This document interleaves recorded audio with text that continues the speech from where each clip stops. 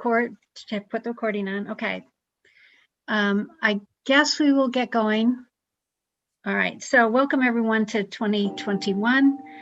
I'm Janet Anderson, and I call to order the Town of Lewisboro Planning Board meeting for Tuesday, January 19th, 2021 at 7:30 p.m.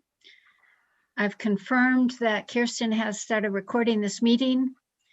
The meeting is happening via Zoom with live streaming to YouTube on the Lewisboro TV channel. And the public can view the meeting in either place, at Zoom or YouTube. We have confirmed that the feed to YouTube is active and working. And just to put on a record that in accord with the governor's executive orders, no one is at our usual meeting location at 79 Boughton. And this meeting has been confirmed with Kirsten that the meeting has been duly noticed and legal notice requirements have been fulfilled. All right, joining me on this Zoom conference from the town of Lewisboro are, first of all, our newly appointed member, Charlene Indelicato. Welcome, Charlene, and thank you for joining us. Also on the planning board are here from the planning board are Jerome Kerner, Greg LaSorsa, and I have not yet seen Maureen come in. So, but we do have 4 members on, so we do have a quorum, and thus we can vote on any matters that come before the board. Also with us, I see Jan Johannesson is just coming on and joining us, and Council Judd Siebert are here. The Planning Board Administrator, Kirsten Conrad, and CAC Chair, John Wolf. Okay, again, this Governor's Executive Order number 202.1, which has been renewed, enables the Planning Board to meet remotely and electronically to function on behalf of the town. In accord with the executive order, we intend to post both a recording and later a transcript of this meeting to the town website, and a recording will be available on the town's YouTube channel. We do have a public hearing scheduled for tonight. That's the only time we expect to take public comments, and I will describe the process before we begin that hearing in just a few minutes. So we ask anyone who is not currently engaging in dialogue to mute their lines. This will help everyone hear over in the inevitable background noises. And as we go to ease the recording of our votes, I will poll the board members individually. Okay. So with that, let's get started. The first item on our agenda is a request for extension of time for calendar number 8-14 PB, calendar number 95-14 WP, and calendar number 20-14 SW. This is the Goldens Bridge Village Center, New York State, 22 Goldens Bridge, New York. And it's a request for an extension of the site development plan, wetland, and stormwater permit approvals. This was first approved in 2016. They reapplied with the same plans in January of 2020.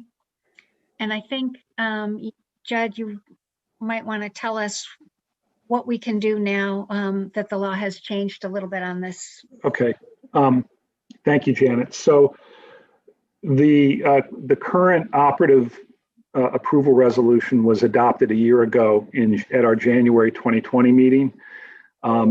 It is a standalone resolution, but if the board will recall, it basically just recast a resolution that had been previously approved and expired, because at that time the town code really handcuffed the planning board in terms of the amount of extensions of a site development plan approval it could issue. So hitting that kind of wall in terms of being unable to just simply extend, a new resolution was introduced. It was adopted. It's now at the 1-year point and needs to be extended.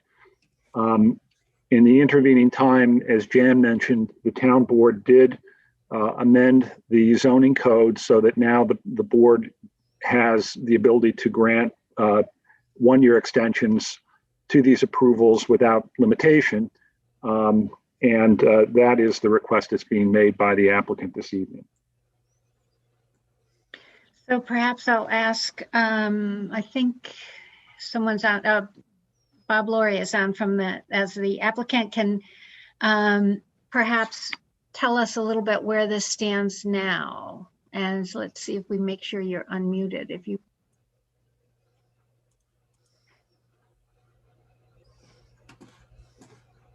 Bob, you have to take your mic off and unmute yourself. I don't think we. Okay. There you go. There you go. Now we can hear you. Yes. We ran into the pandemic right after we got our extension. And it's been dead. Our shopping center has lost 2 tenants. We replaced one. The parking lot across the street from us has been physically closed by Metro North. And there's no more than 20 cars in that lot on the other side of the street at any given day. So there's no traffic. Our tenants are really starving. I've had to reduce rents. And I'm still trying to lease a new building, but it's an impossibility right now.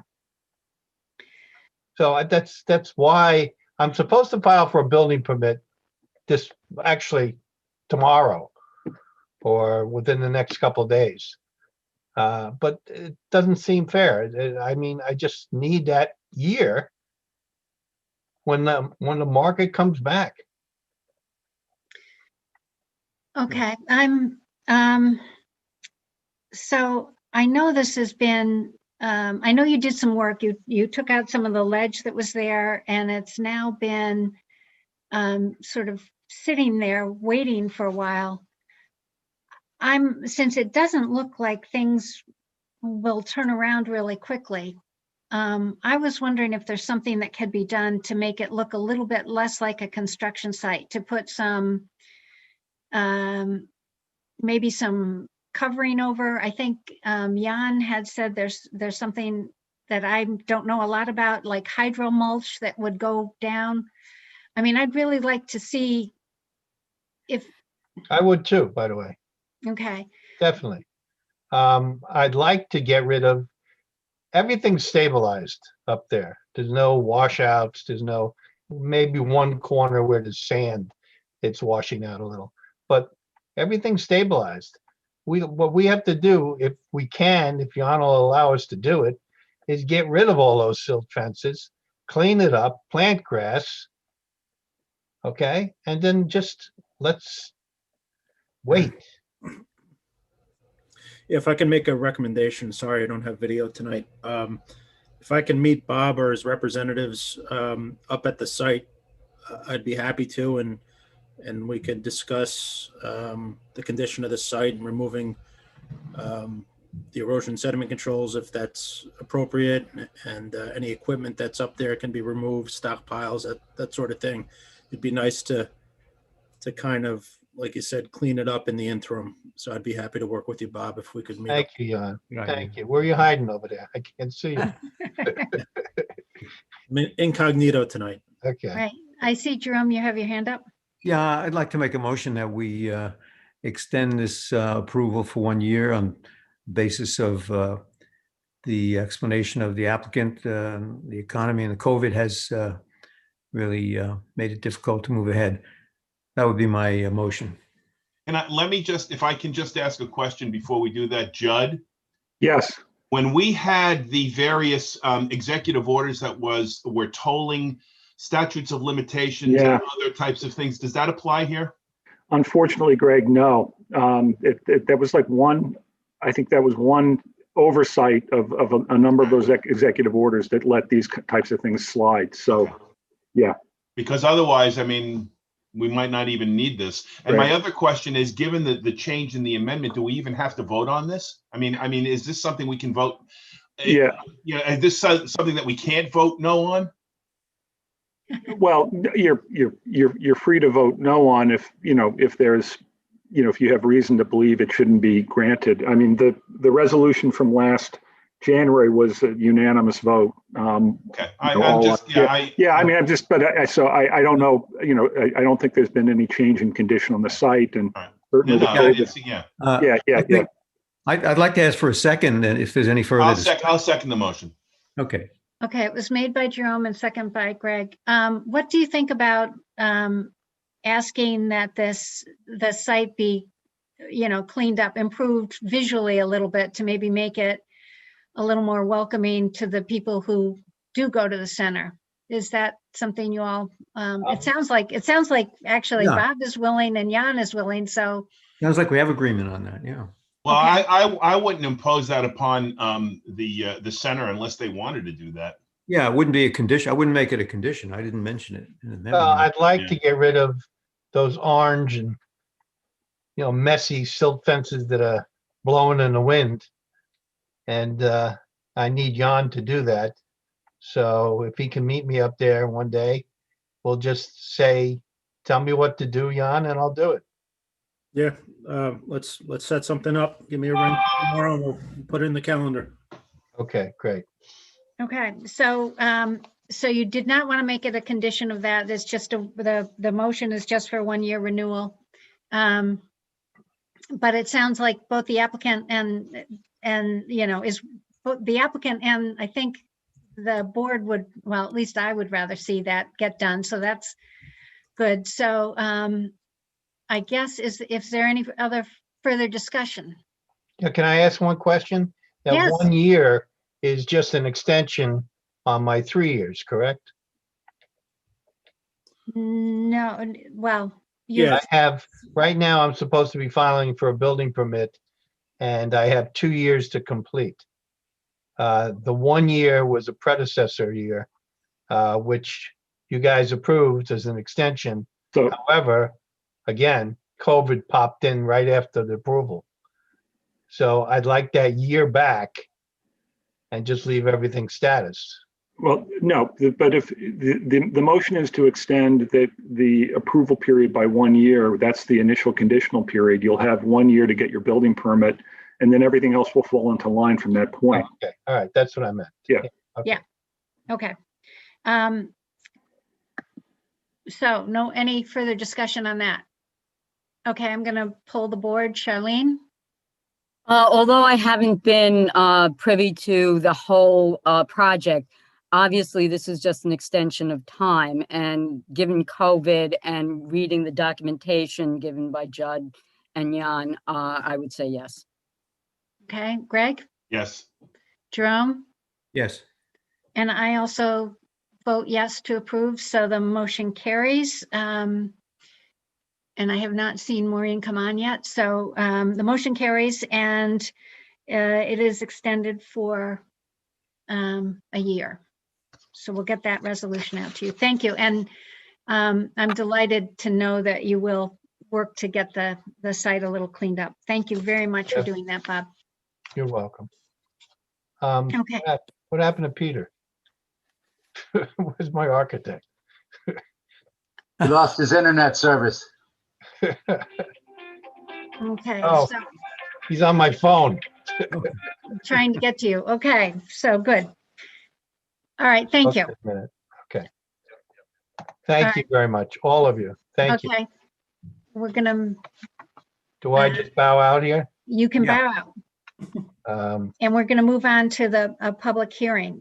So this is a continuation of a public hearing that was for Gossip Brothers Nursery that was opened in December and continued to tonight. This is calendar number 03-20 PB and calendar number 37-20 WP for Gossip Brothers Nursery, 1202 Route 35, South Salem, New York. It's an application for site development plan approval and wetland activity permit approval for an existing nursery. We did get an updated EAF Part 2 for this, which I believe was necessary for the neg deck. I think you all will recall we have to approve a neg deck so that the ZBA can really look at the application before them. So, and we did get a neg deck and a resolution for the neg deck this afternoon. So, are there any other comments that anybody wants to make on this? Oh, I'm sorry, public hearing, sorry. We will now start the public hearing. The purpose of the public hearing is for the board to hear the concerns and comments of the public. The comments should be addressed to the planning board, not to the applicant. A public hearing is not meant to be a long dialogue. And in general, the board will not respond to comments of the public hearing. The board will, of course, take public input into consideration as we continue to review the application. Again, for the record, because of executive number 202.10, we are not meeting at a common location. We are holding the public hearing via video and telephone in accordance with executive order 202.15. We have invited public comments by email before the meeting, and the public can comment during the hearing by sending an email to planning@lewisborogov.com. And in addition, the public can speak at the meeting. To speak at this hearing, you can raise your Zoom hand by clicking on the raise hand icon at the bottom of the screen. If you are on a phone, I don't believe anybody is, you can press *9. Okay, so we ask the speakers for your name and address, and we'll ask that the comments be kept short. So I think, and I see a note from Kirsten that the only public hearing comment received to date was the McHugh's letter that we reviewed last month on the on our call, on our meeting last month. So with that, I guess I would see, is there any other discussion that needs to be held on this, the Gossip Brothers Nursery? We have I think our task tonight is really to approve the resolution for the neg deck. Were there any questions about the neg deck that anyone wants to address to Jan or anyone else? And just to clarify, it's an unlisted action under SECRA. The board did initiate a coordinated review given the involvement to the ZBA and the health department and others. So the planning board is acting as lead agency. The applicant submitted the short environmental assessment form, parts 1 and 2. And we prepared at your request the negative declaration of significance. Janet, Yes, Jerome. are we obligated to keep the public hearing open until the zoning board opines, or can we close the hearing? My recommendation is just to keep it open in the event anything occurs with regard to the plan as a result of the ZBA review, but the public hearing's been open now for several sessions, and I think we'll find in February, a reaction very similar to tonight. But I would keep it open. Thank you, Judd. Yes, I don't think we have to, but I think it's wiser, just in case something changes, so we don't have to renotice it, and the applicant wouldn't have to renotice it and get it all out again.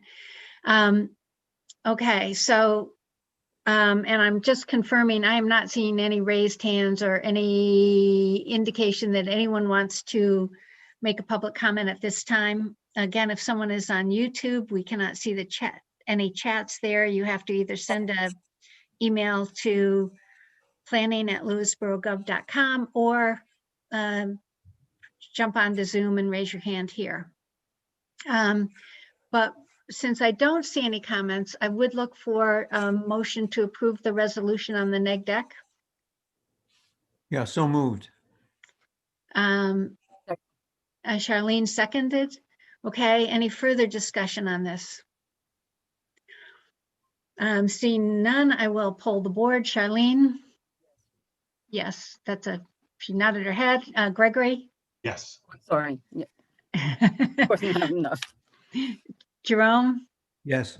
And I also say yes, so the motion carries and we can, I believe this is all that's necessary to allow Gossip Brothers to go to the ZBA. Michael, do you have an appointment for the ZBA, do you know? Not as yet. It's not confirmed. Okay. Well, good luck. I think at this point, we will look to carry this over to February and hope that we will have some news in February. I think we have already asked that the resolution be prepared for February. So I don't think there's anything more that we need to do at this point. Is that correct? Yep. Right. Okay. So thank you all. Thank you. Thank you. Thank you. Thank you. Thank you, everybody. Good night. Okay. Good night. Right. Good night. As all the Hollywood squares change. Okay, so the next item on our agenda is the sketch plan review. This is calendar number 01-18PB, Apex Personal Training, 20 North Salem Road, Cross River, New York. And this is an application for a change of use or waiver of site and a waiver of site development plan procedures. Who is here to speak for Apex? If you can hear me, I'm Stephen Helms with the Helms Group Architects representing Apex. I have both owners hopefully on tonight, Skaz and his partner, John Swartzberger. And if you allow me to present, Madam Chair and the members of the board, this is a project we were involved with about 3 years ago. For starting their operation there, and they have an opportunity now to expand towards the back of their building. This is at the lower level in the Cross River Shopping Center, and we are asking for. I trust you all received the application, the letter, the cover letter, and I could share my screen as well in a moment. But they really, because of COVID and so forth, and they want to maintain their membership. They really looking for more space. To spread out their machines and give a comfort level to their members. And that's why they have an opportunity. The space is vacant. It is a permitted use in the shopping center. And if I could, I'd like to just see if I can share my screen. Yes, go ahead. If I can figure that out.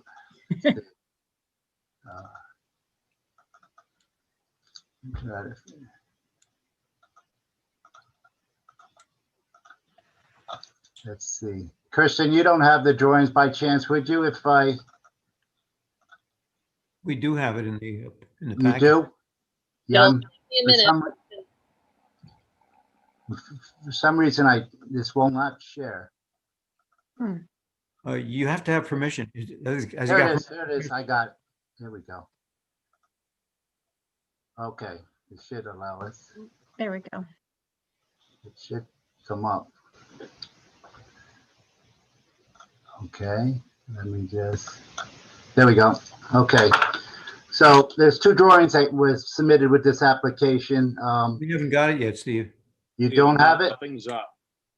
No, it's a blank screen. It may take some time to come across. There There you it go. comes. Okay, I'm sorry about that confusion. Again, this application doesn't involve any exterior changes with respect to the building, i.e. signage, entrance, parking, lighting. We're essentially just where the green area is. The yellow is their current space, and the light green represents the space that they would like to take over. It is contiguous. There are two exits in the building here. There's a fire stair to the south, and then their main entrance is to the west. And I just want to see if I can jump to the next drawing, if I can. This is another drawing, drawing 2, which basically shows their current operation in yellow, depicted in yellow, and the green is their proposed space that they would like to take over. there was a corridor there, a fire corridor that will be abolished because it's not needed anymore. And the tenant that it was serving, that they don't have the square foot that would require 2 exits. So I'd like to see if I could have Skaz and John inject the reason for their. John, feel free to chime in, and Skaz. Hi guys, how you doing? Yeah, we're looking to expand. You know, COVID kind of forced us to grow. We need the business to keep rolling, and you know, the more space we have, the safer everyone's gonna feel. And that's kind of where we're at with everything right now. Yeah, just so I can inject, there's no plumbing changes. The problem. facilities are going to stay intact. So there's with this expansion. So and we do have a letter that was submitted along with the package from the Cross River Meadows for the excess water usage Yeah, I think that's discharge. That was approved by them and submitted. So the bathrooms are over here and they're going to stay intact. So it's again, it's vacant space. There is a deficiency as a result of this of some parking spaces. However, there's 56 parking spaces provided on the lower lot, and it doesn't count the upper lot, which if they need it, and they have peak hours and so forth, then they haven't had a problem with parking. Correct me if I'm wrong, John or Skaz. not even close. There's so many spaces back here, no one's ever come close to using. There's about 30 at peak hours. There's about 30 empty spaces back here. Yeah. So like we've pretty much we've been able to withstand COVID. Our protocols were fantastic. We were only accepting Lewisboro members. So right off the get-go, all our Ridgefield business, we ended up canceling them out. We're at a point where we're only operating with 12 people at any given hour. That's less than 22%. We feel like anything over than that, people just get really uncomfortable. Governor Cuomo has set the guideline to 25% maximum CO. Our CO is for 79 people. We don't think we could fit 30 people or 25 people here in one shot and have everyone be comfortable. We're in a point where, because of people canceling their memberships in their city, canceling their membership to Sawmill, large fitness facilities, that when we were allowed to open, we saw a pretty good bump on the membership side. And now the number one concern we're getting is when we get an influx of our college kids back, and now it's summer, that there's too many people here at any given time, and it really hinders our business opportunity when we can only fit 12 people because we're comfortable with that number. Like I said, our hand is being forced to grow. We believe it's a great opportunity, not only for the new supermarket up top in drawing traffic, but also for the plaza itself. This place has been vacant since we went to high school. So I'm 30 years old. It's been a while, and we're throwing some major improvements in the infrastructure. We're bringing the building up to code. The space is very neglected. And, with hard work and some elbow grease and some financial money, we'll bring the building up to code. How many people do you think? As You for say the right parking, now, we could vouch that we've never had such. Excuse me, lost you there. okay, if today you say you can get 12 people in the yellow area. If you add the green, how many people will be able to be in at a time comfortably? Double 30, we would say comfortably 30, 35 with at least 8 feet of separation between each client or member. Mhm. Our HVAC system, we understand there are some things that we need to upgrade, and, it's unfortunate that our hand is being forced to grow, but we did pick this back here so we can expand down the road. It's about 2-3 years too early, but hey, timing is perfect for everything else.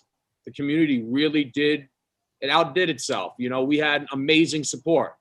And, we're honored to be able to not only John Jay alumni, but we've been living here our whole lives, to have the opportunity to grow this business and take it to the next level, you know, is sweet. You know, we've been here our whole lives. It's great that it's finally, you know, it's working out and we can open up a business, and it's really paid off. It's really paid off.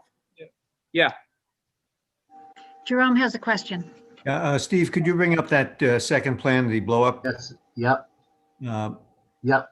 I'm just wondering, the yellow area is the existing, and but it does show the treadmills, and I guess in the front those are Bikes. bikes. Yeah. Yeah, you could see how jammed up they are. That was how it So sits that's not the proposed layout. That's the No, existing. that's how it sits. That was what was pretty much followed the layout that we had submitted in 2018. That's why we want to demonstrate that we need the floor area to create the distance between the machines. But you haven't provided a revised plan. Not that it's our. So what we did is. Well, just let me finish 1 second. I mean, you know, what we're concerned about is obviously parking, and there is a surplus, as you say, I think. But so I just want to be sure that you're planning to spread out this equipment and not use that green space for some other use, like for team sports, practice, soccer practice, lacrosse, things of that nature. No, we already have all that business in here. And Okay. we're just uncomfortable to come in when we're training 4 kids at a time, you know, like we just need that space. And they don't even drive over here. They walk over here. Sure. So that's why we're so far away. Max ever of spaces being used back here, 10 to 12, max. Okay. Yeah. Jerome, For the cardio, for the it would be appropriate to provide a floor plan of how you intend to use the. Sure. Yeah. Yeah, we can do that. Okay, I think also, have you referred this yet to the Westchester County Department of Health? I believe it should go there. We already get that? So we got approved. The only thing that we got from the health department was the water or the waste approval or the water treatment. That's about it. Yeah, sounds right. If you could, if that wasn't submitted, please provide that. It is, it's right there. Yeah, that's submitted. It's the Scalzio report. That's submitted to the health department, and they confirmed. Okay, we'll need their, I believe they Confirmation from the health department to document it. Yeah. That's fine, we have that.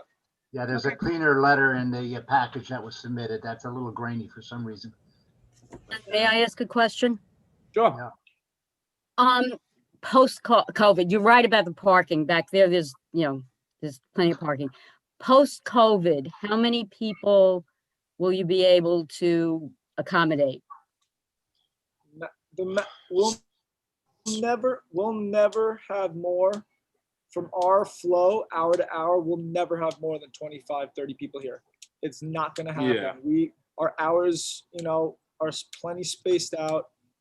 People have their set times, and we always had a nice flow before COVID. We have a good flow now, and I don't ever see that changing. We're not trying to jam pack. Listen, we pull from Lewisboro. We're not pulling from 30-mile radius. So you also schedule your training with people back to, Truthfully, if you, as many clients as you can get, that's great. I'm just a little concerned about the meadows and the available water and sewer. That's why I asked. The water and sewer, they already approved us for the meadows. That's what we sent and they you guys. approved you. The health department approved us, and the meadows additional board. usage. Additional usage, yeah. Okay, thank you. Yeah, no problem. Yeah, this is all predicated on that. So we try to get most of the ducks in order for the first meeting, So you guys don't have approval for any overage post-COVID. You're prepared. Yeah, we're all set on that. Thank you. You guys don't have a shower installed there, do you? I don't see it on the chart. So yeah, we have 4 We have showers. 2 showers in each. Okay. That's not changing. We're not adding any plumbing. Just open gym space. We're actually getting rid of the kitchen in the back. We're getting rid of one kitchen that I think was in the town area. back in here. That's just getting capped off. Okay. Yeah, so no increase in plumbing fixtures. And there's nobody else back there, right? It's just you no. guys right now? It's where the town and the court were, I believe. I know, but that's empty now, right? Yeah. It's empty, yeah. And So really, we could probably address the parking issue or maybe make some sort of stipulation in the event that anything goes back there and there are changes to COVID. COVID situations improve. We could probably address that parking issue if it needs to be done at a later time, but right now it seems to be fine. Okay. Well, I think they are actually below the regulated limit, but the way the planning board has dealt with that in the past is by saying, you know, the multiple different uses or potential uses, that are down there have different hours, you know, and we've allowed them to use each other's spaces in the past. And I think we could do that again if that's, since in actuality, what we observe down there is lots of empty spaces, And there's nobody there and there's no real anybody on the horizon. So, I mean, Yeah. to give you in perspective, our peak hours pre-COVID was 6 a.m. to like 9:30. And then it was like 6 p.m. to like 9 at night, where we probably were close to 20, 25 people, those any given. Middle of the day, you know, the rest of the people are walking up from the school, or the rest of the people are walking up from the meadows. So we've never, we actually picked back here because we knew we would never take up too much parking. Like it's just unfeasibly impossible. We would have to have 1,000 members to fit 50 people in here to take up 50 parking spaces. And we're not getting 1,000 members in Lewisboro. Yeah, well, the only point being made here is that we don't see a revised plan either for COVID or post-COVID. We're just seeing the existing plan and then the additional space left vacant. That's fine. It's just open gym space. We're gonna space out some of the machines. Well, that's what we'd like to see. So the plan that's approved would be designated for equipment and not for some kind of team sport or someplace where there'd be larger groups that could gather there. That's all we're saying. Yeah, we can provide that. It's just, yeah, that's no problem. I mean, what we currently do is, like, let's say the cardio area, it's in every other one. So like we pretty much unplugged 2 of the treadmills. No, that's good. We unplugged 3 of the ellipticals, and it's every other one, and that meets, you know, at least 8 feet in between each. And that's the #1 used machine, you know, equipment in the gym is cardio equipment. And we went from having 20 pieces that are operable to under 5. So there's no argument or dispute of that. It just needs to be on the plan. So We can show it for an equipment layout as requested. Yeah. So that Okay. would, the plan we approve that goes to the building inspector, you know, would designate that as an expansion of the equipment layout. That's all. So we probably should refer the layout of this just to the building inspector, just to confirm the, you know, distance from exits or anything he might want to look at. And Yeah, we Joe usually is do- not on the line tonight, is he, Joe, Mr. No, Angiel? no. Okay, we had a conversation with him back in early December on this with Mr. Johansson and for this project. So we have no problem of going back, referring it to him for his critique. Okay. We'd like to keep the project moving forward, just so That's- we don't lose too much time. Right, that's exactly it. I think the other thing that I will bring up is that I did ask Jan earlier. We had, since we approved this in 2018, have there been any, you know, indicated problems or anything? And he confirmed to me that, you know, no, we haven't had any complaints, anything come up that's been an issue. So I think we have, actually, could I ask you to stop sharing screen so I can see people? And then, and I will note that Maureen has joined. Hello, Maureen. So I think that by consensus, we usually refer this to the building inspector, and I guess I'm looking for agreement to do that. yes. Nods all around. Yes. Okay, good. So that looks like yes. The second thing, I don't know if we want to this would seem to be in a situation where we could agree to waive the public hearing and grant a waiver of some of the more onerous site development plan aspects. So I would look to see whether people feel like would be all right to waive the public hearing on this. Aye. So is that a motion, Jerome? No, I think you want consensus, right? Yeah, I don't, Should Do I be need- subject to the building inspector's findings. Yeah. okay. Yep.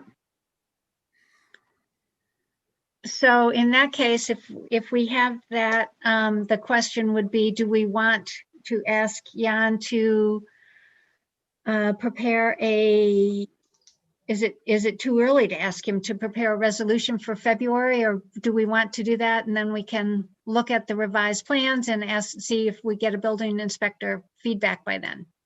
Sure. Okay. Sure. Okay, Jan, you've got some more work. If you would prepare the resolution on this. I'm sort of, okay, are there any other questions or comments? So we're looking for, I think you're saying that we do have something from Westchester County Department of Health and from the Meadows that agree on that.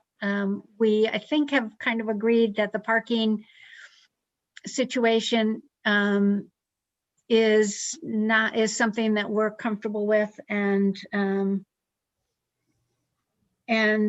we're going to just refer this to the building inspector and we're looking for the new layout of equipment as it would be in the assuming you get this, once you get this background, the back portion of the. Yeah, we'll update our front layout as well to incorporate that. So you see a master plan of that would be great. Propose how the equipment falls out and so forth. Exactly. Great. Okay. Okay. So quick question. If everything checks out with the building department and he gives us the nod, can we apply for a demo permit? Up to the building inspector. That's a building inspector call, yeah. Yeah, the building inspector. But so what our plan right now is to get a resolution that would approve the updated thing in the updated plans in February. So that would be the timing. And our February meeting is later. It's the 23rd. right, 23rd. So that would be when we'd look to have that approved. Okay, understood. Kirsten, what's the submission deadline for them to submit the revised floor plan for the February meeting? Pulling out my thing as well. February 2nd. February 2nd. I think we can make that. February 2nd, okay. Yep. You sure of that, Kirsten? Can't be the 9th because it's No, it's the 2nd. Yeah. Well, at least that's what was published. well, that's 3 weeks. That's a That's lot. what we usually ask, I think. But for an ongoing project, I thought we had reduced that. 3 Okay. weeks is for 3 weeks for resubmissions. Resubmittal. Okay, sorry. February Okay. Anything else? You know where we go? Okay, thank you very much. Thank you. Thank you for your time. Thank you. Thank you. Sure. Yes, thank you very And much.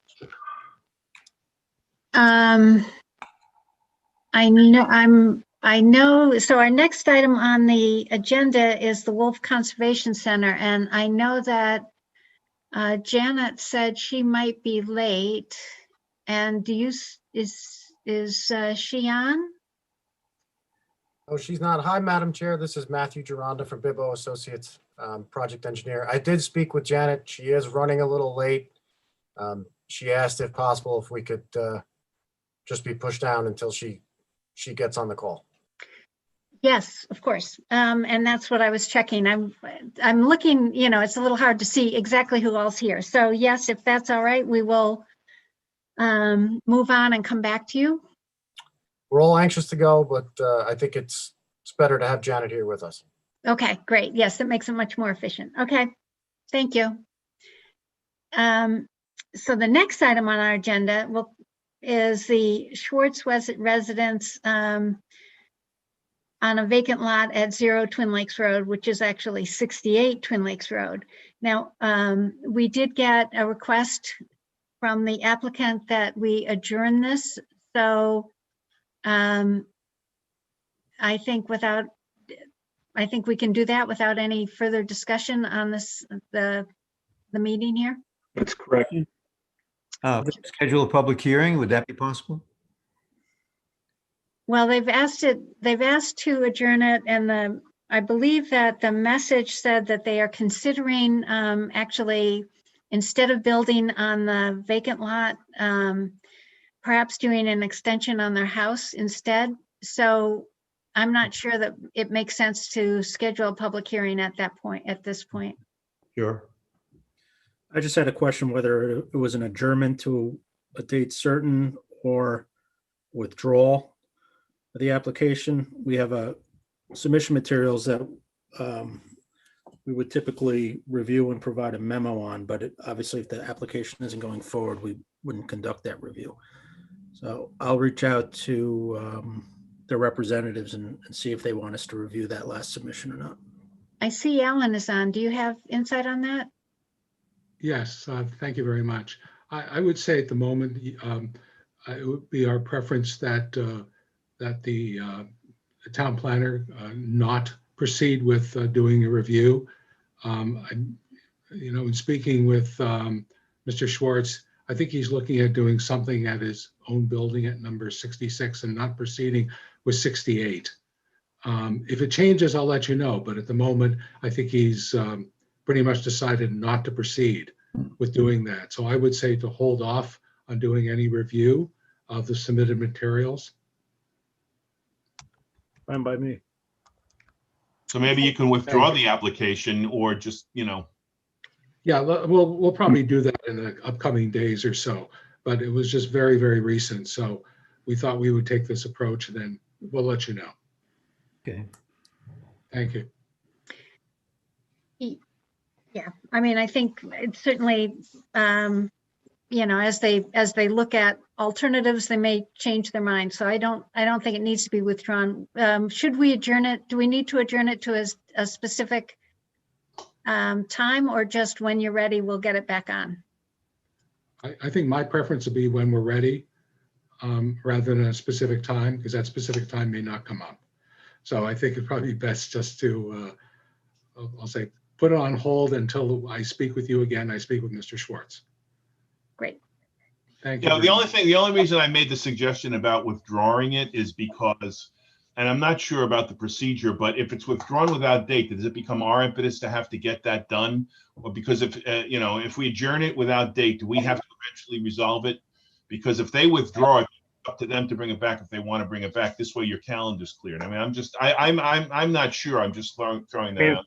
There's no legal ramifications. We're not under any time clock in terms of requirement to act. It's really, how hard the applicant wants to push it. I think Greg, as a matter of housekeeping, when this happens, you prefer to have something in the file that the application has been withdrawn, and that way we can clean out, whatever escrow has been deposited, and, because it does become kind of a record keeping and housekeeping issue. So that's the only reason why I brought it up. Yeah. So I think if it's not going to be pursued, I think it should be withdrawn, and that way we can square up and kind of go in whatever direction the applicant wants to go eventually. Sure, that's fine. I'll let I'll communicate with Kirsten over the next week so we can have that resolved. It could very well be quicker than that. So let me see. Yeah. Thank you. Yeah, I think it's not, it's not days. It's we just don't want it dragging on for months. So thank you. So, absolutely. Okay. So that's adjourned, and we'll move on. I'm looking, I did not see Janet come back in, so we'll move on to the next item on our agenda. which is the McGinnis Residence, calendar number 60-20 WP at 17 Schoolhouse Road in Wacabuck, New York. This is a application for the construction of a greenhouse, a covered dining area, a spa, and extension of an existing patio. Okay, so we have a fairly extensive, I think, set of plans in front of us. I don't know if I'm looking to see who. I am here, Jerry Barrett. There For you the are, applicant. Jerry. Yes. Alan Pilch is the project engineer, and Patrick Croak is the architect, and I think Patrick will be joining momentarily.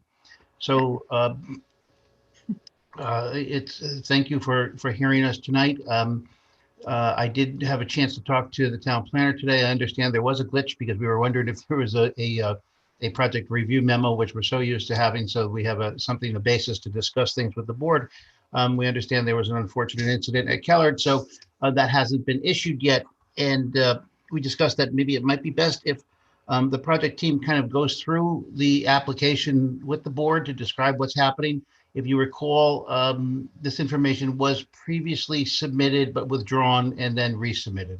And so if the board, I'd like to go through what we've done, and I might touch upon some engineering and I might touch upon some architecture, but Patrick Croak, the architect, and Alan Pilch, the engineer, they're also here to describe what they have prepared for the application and answer any questions. Okay, sure, go Okay. ahead. So I'm going to share the screen and hopefully I'm not going to screw it up.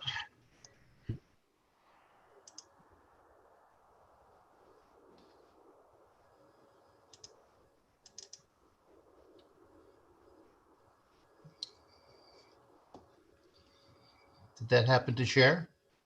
Yep. Yes. All right, very good. Okay, so this is there's 4 plans in our set. This is the existing conditions plan. The next plan is going to be our site plan, then our grading plan and our erosion control plan. In addition to this information that's been submitted, Alan Pilch has prepared a stormwater management plan. There's a couple of plans there in a report that Alan prepared. In addition to that, Patrick Croak had prepared quite an extensive set of architectural plans for what's going on with the proposed architecture, and that was the subject of the ZBA approval that was done earlier in 2020. So that comprises the application along with some surveys. So I'll go through this. I'll try to move along. So the McGinnis property is on 17 Schoolhouse Road. It is about a 24-acre property. As you see, this large area. This is the developed area of the property that I think the planning board is very well familiar with. We've been through this, reviewed it. So you come into the McGinnis property. The existing home is here. The existing accessory buildings are here. In patio area here, there is a lamb paddock in this area here. There's a wetland system on the property, as the board knows, and that's this dark green line. There's a 100-foot DEC buffer. There's also a 150-foot town buffer, and that's what that orange line is that you see. So you can see the area down where we're going to be working is about in here, and you can see that it is within the 150-foot buffer, the planning board's buffer, and therefore a wetland permit approval is required for this project from this board. So we just provided some photographs of what's there, and I'm going to go to the site plan. And the site plan we had prepared, so we tried to prepare a color-coded site plan to explain what's happening. And what we did was we patched in Patrick Croak, the architect's plans, to try to help that. So I'm going to quickly go through that to try to explain what's happening here. So when you see the existing residence in this area, that's where that's the existing residence. And then what's happening, what's being proposed, this is the existing activity barn. And that is what you're seeing behind here. So what's happening is the parking court, the existing driveway is in this area right here. And if you just go back to the existing conditions plan, here's the existing driveway. You see it comes in here. Here's the residence. Here's the existing buildings here. And we're talking about this area right here where the modifications are taking place. And so what's going to happen is there's going to be a covered porch that comes in this area, and then there's going to be like a gathering space. So that's this area here, this covered area here with the fireplace. That is right here. And then there's the activity barn in the back. So if you were looking from the rear into this, you would be looking at the activity barn, which is this, that's existing. That's what this is. When you see this area, that's the existing studio here. And when you see this shed add-on, that's the mechanical room, storage room that's being proposed now. Of course, there is a lap pool, if you will, a very small swimming pool that's proposed in this area. There will be a retaining wall that will be put in here because we have to kind of bench this into the slope. It's basically a 4-foot wall. It goes the entire way. We have a grading plan, and we could talk about that. And if you looked at the improvements from this side, from the neighbor's side, and it's all wooded on this side, and there really are no neighbors, but what you would see is you would see this structure, which is the activity barn. That's what this is. And when you see the fireplace, and that's what this is here. So that gives you an idea of what's happening. So the tan color represents the new outdoor improvements that are covered by roofs, and that includes a little shed roof here that's going to be just to put a couple of chairs under, and that includes a little shed roof here coming out, which is going to be right over this door. And then it's going to be bordered by hedges, and there's going to be a water feature. There's going to be a gravel patio with some formal planting, some stepping stones to connect the areas. So that's kind of the overview of what's happening on the plan. We looked at the grading plan, and again, we have a 4-foot wall here. The bottom of the wall now is proposed about 100.1 elevation. The top of the wall will be 104, 103, under 4 feet. The idea is that we will be, Alan will talk about the drainage, but Alan was able to capture, and you see in these blue lines, Alan was able to capture the roof water and the roof water from the buildings and bring it to an infiltration system that he'll talk about. We've developed a grading plan. This is the existing driveway here. You can see it's getting expanded to this area here toward Schoolhouse Road. The wall will go there. This area will be a gravel area, and it will just drain over the lawn. We'll put a flush curb in here, and we'll let the water, we'll have a catch basin, but we'll also just let it travel overland to the across the lawn. And generally what happens is everything wants to go this way, and we will continue to do that. We will continue to take the surface water and just, very gently, send it to the backyard. Alan will pick up as much of the impervious stormwater flow as he can. We've also prepared an erosion control plan to show how we would, set up the erosion controls during construction to make sure that, there's not excessive sedimentation or erosion. I don't think there will be. It's a site is quite flat, so I don't expect any stormwater buildup that will get the scouring velocities. And we show where we would be doing some mitigation plantings to bolster some of the mitigation plantings that are there. So that's kind of the quick overview. And what I'd like to do is, because we don't have Jan's memo, if I could just go through some of the points in the memo. And what we tried to do is when we got the town planner's memo dated November 12th, and we responded and prepared new information, we tried to hit every single point and to try to be as complete and thorough as possible so the project can be moved along. I will quickly go through those points if that's okay. Sure. Okay, so the first comment was regarding the the ZBA approvals for the project, and we provided the resolution of approval that describes what was approved by the zoning board. We have added a zoning conformance plan, a zoning conformance table to the plan, and we've taken that table directly from Patrick Croak's plan that was approved by the ZBA. So there's been no changes in all the work that was done there. We've added the building setback lines to the plan as requested. We've added the wetland mitigation area. We've talked about where the mitigation is, and we're gonna talk a little bit more about that as we get into this.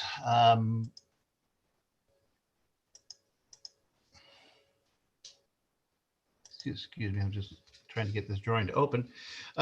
We do realize that some of the work is going to be happening within the. Some of the work will be happening within the within the DEC buffer, and we're going to have to apply to DEC for a wetland permit that is acknowledged, and we are going to get going on that. We've hesitated to get going quickly because we'd like to have a chance to discuss this with the board and get the board's reaction to make sure we're on the right approach. So that's underway. There's comments number 6 through 9. Those are stormwater related. I'll ask Alan to just touch on that. One of the questions that came up, number 10, was, is there a topographic survey? And in fact, there was a topographic survey done for the property in 2016. So all of the work that we have done is based on that. So we think we've developed an accurate plan, and it's probably a buildable plan. All the plans will be sealed by the appropriate professional as the project moves forward toward building permit. A question came up about the size of the parking court, and we measured the parking court. It's about 45 by 45, and that 45 is like a magic number when you're talking about parking courts, because if there were no cars in the parking court, a car could come in, a standard sized car or even a large car, and spin around totally and pull back out. You need that 45 feet to turn a car around. In this case, it will probably be more of a case where people will pull in, back up, and pull back out. The retaining wall. So because people will do that, are you saying that it could be smaller, or that you need it because there are multiple cars? No, there's multiple cars in the family, so I can't think that it can be smaller. I think you need that room to park cars and to be able to back cars up. And again, that 45 by 45, that's a pretty standard size when we do these types of things. And it is gravel, by the way. It will continue to be gravel. We'll probably dress it up a little bit when you get down to it. It's a gravel driveway coming in. We'll probably do a little rumble strip. We'll probably do a little edging just to make it look like an entry court. Of course, there will be the 4-foot wall here. Barry,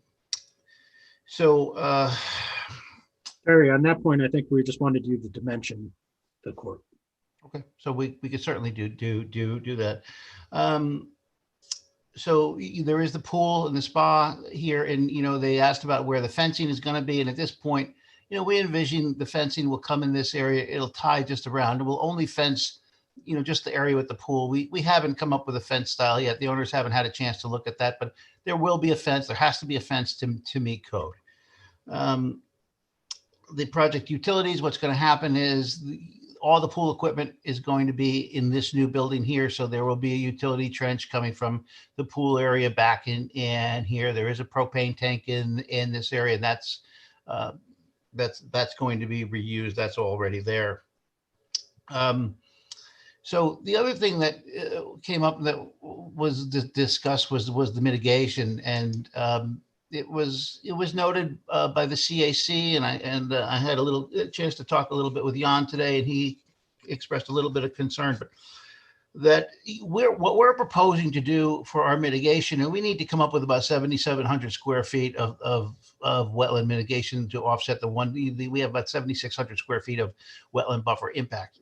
And what we thought would make the most sense would be to bolster the plantings that we've already done. Remember, everything's flowing this way toward the wetland, and the idea is this is one long filter strip that we have developed previously with the board.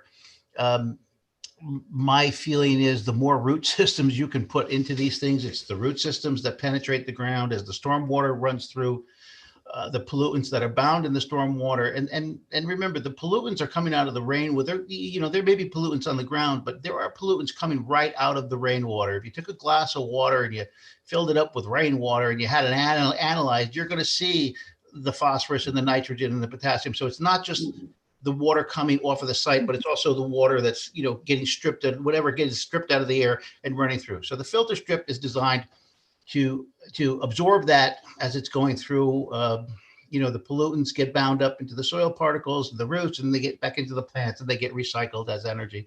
So we thought that was an effective and practical way to provide additional mitigation.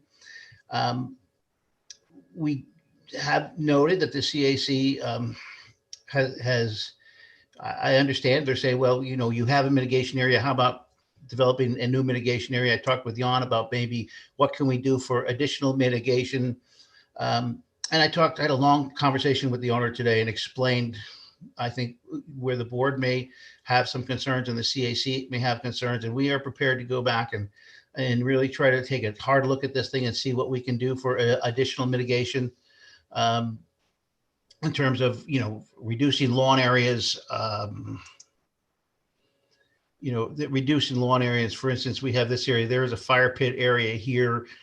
We could probably take out the gravel. We could probably take out the Belgian block border. We don't need any gravel around a fire pit. We could just have a small ring of mulch. And what we're thinking of doing is doing a new planting here and to take this tree line and bring it like this and take all this area that's grass here and take that out and make that all planting adjacent to where this wetland is here. So that's one thing we're looking at. We're also looking at, of course, still bolstering in the existing mitigation plantings, but we're also looking at where can we add plantings here. We know that the runoff from the driveway is coming out this area, and we're thinking that a filter planting in this area could work.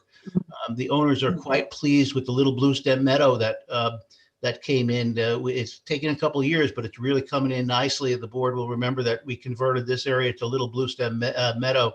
And we're talking about maybe, considering expanding that, taking out some mowed lawn and adding some more meadow. So I think there's a lot of things that we can do there. And we'd like to, further discuss that with the board.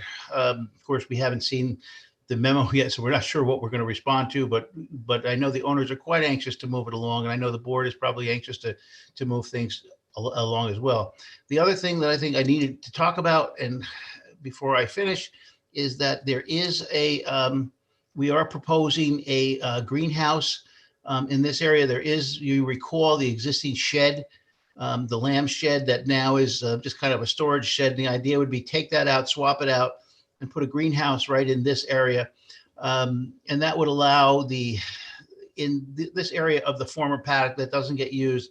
And the owner is turned out to be quite an efficient gardener and did a wonderful job with this garden here. And this is a fruit and vegetable garden. And now this will be flower gardens on either side, with the greenhouse serving as a garden shed and a greenhouse. And then to add a little more belt and suspenders, what we talked about was, let's take all this meadow grass out of here down below and we'll turn it into a wildflower meadow. And that's kind of on that concept. So that's what would be done there. This does occur in the buffer. You can see here's that 150-foot line, but we think this is a good practical reuse of this area, and we'll be, taking pasture grass and turning it into flower gardens, the majority of it. So that's kind of the overview from the overall plan to give you a sense of what this project is about. And maybe Alan could explain to you more. If you want to just briefly put up the stormwater plan. Right. So essentially what happens in the stormwater plan is that the runoff from, that's great. Those, you can see the red lines there. Those are drainage lines that pick up runoff that go into the proposed chambers. So it's picking up some of the roof runoff and I guess that's the space between the, beside the existing studio. It's just picking up some of the drainage going into chambers, which are the shallow chambers, the Cultec C4 chambers. I can explain why we're doing that too, and then some of the other runoff that we have from the others, like the flagstone paving or bluestone paving areas, they're going directly into the planters where they're going to be treated in there as well. So we have a lot of runoff that's going into from those call it the central portion of the new area there. That's kind of like, if you will, circled by the you're doing fine, Jerry.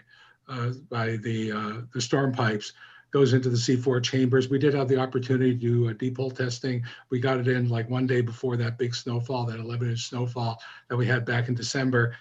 It was witnessed by Keller Sessions.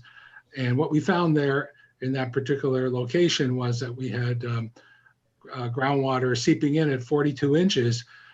So we were able to design the C4 chambers which would have sufficient, they're only like 8.5 inches tall. So by carefully placing them, we can accomplish having 3 feet of separation between the bottom of the chambers and the groundwater table. And it's a high groundwater table this time of year due to the amount of rainfall we've had. And so we're able to do that and basically demonstrate that we were able to provide peak rate attenuation for all storms up to the 25-year storm. We also had submitted, as requested, an MS4 form, the notice of intent form, and the stormwater permit application form. So that was all part of it. Plus there was a stormwater report as well that we had submitted, which basically quantifies the existing condition and post call it development, redevelopment drainage conditions. So that's basically what we had done without going into a lot of the details. Alan, I don't know whether this little pool is big enough to be drawn down, but if it is, would it also go into your stormwater system? Yes, it was designed to do that. It's Okay. a small pool, but yes, there's sufficient capacity in those chambers to handle the 6 inches of runoff, And, as requested. And Madam Chairman, if I may add that it is a gunite pool, it is a concrete pool, and it is finished with a plaster finish that has a pebble, a rounded pebble sheen put on top of it. The water never fully comes out of that pool because it's the water that protects the finish. If we took the water out of that pool in the wintertime, the finish would be destroyed.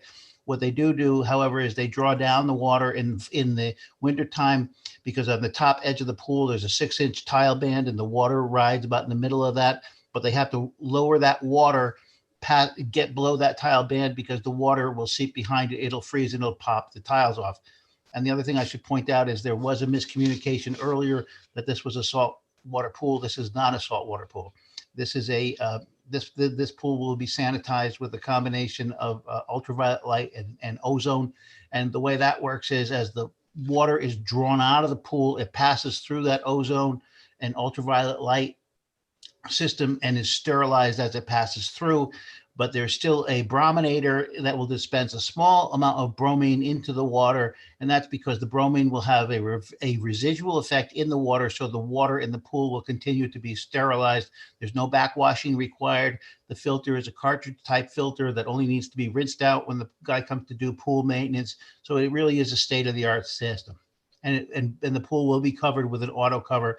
So it will prevent, debris from getting in, but more importantly, it'll keep the heat in and it will limit the evaporation of bromine out of the water. So you will use even less bromine.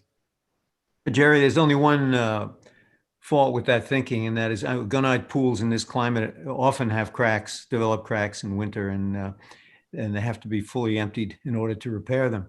So I think there has to be some provision for drawing the whole pool down in emergency cases like that. Would you agree?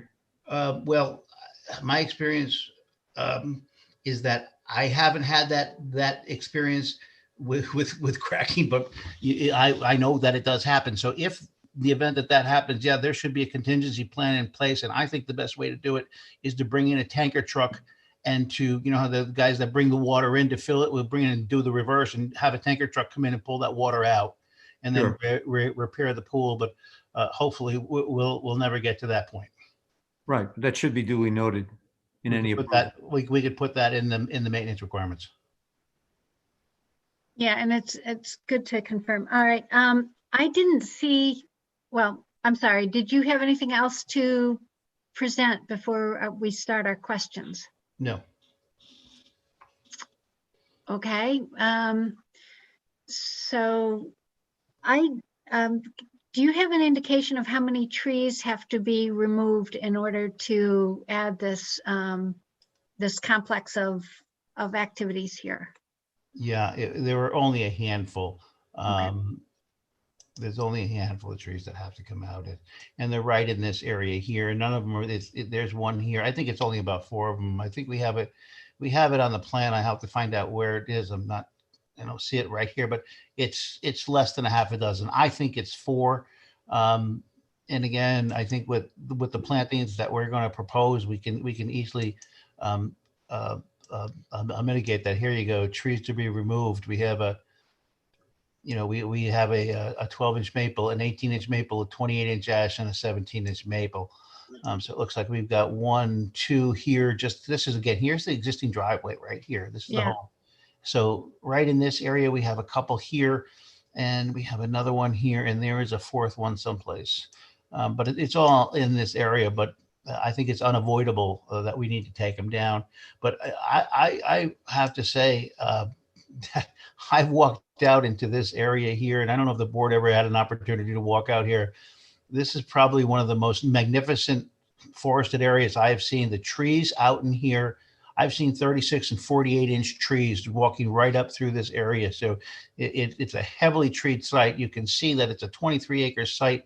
And, this is the only area where the activity is going on. And there are magnificent trees in this area. So while it's unfortunate we have to take the trees out, I do think that that we will be able to, compensate by replanting and, of course, preserving all the wonderful trees on the site. Okay. I did have another question. So is the wildlife garden that you had in behind the greenhouse, is that intended to be mitigation, or is that just a feature that you are doing? Well, no, I think it will be mitigation. I think it can be mitigation. The board will remember how many times have I shown the board that photograph of the grass and the prairie type plants and the grasses where those systems go down, 3 feet, 4 feet, 5 feet, 6 feet, 10 feet. And that's what we're proposing here. And, while we have, pasture grasses here that formerly that the sheep would graze on, I don't think that, I think what we're doing here is a win-win, because I think we'll be putting down roots that go a lot deeper into the ground. And it also, kind of works with, this is going to be the greenhouse for flower production. These are going to be the planting plots on this side and this side. And I think it'll work really well. I think it'll look natural, and I think be an overall benefit. So in the past, in other areas, we've had some kind of monument or fence or something that delineates so that it's pretty clear where the edge of the mitigation area is compared to the, I call it more active, mode something area. Were you planning to put any kind of demarcation along there? I wasn't, but now that you bring that up, I think it's a good point, and I think we could certainly do that. And I think we could also make it look, turn it into a landscape feature that, maybe we do some kind of, like a natural stone edge here or some stones. But I think that'll be I think we could work that in nicely, and it'll look natural and also serve the function of alerting everybody that that's the area that has to remain as a wildflower meadow and not be mowed. Great. And I would say I did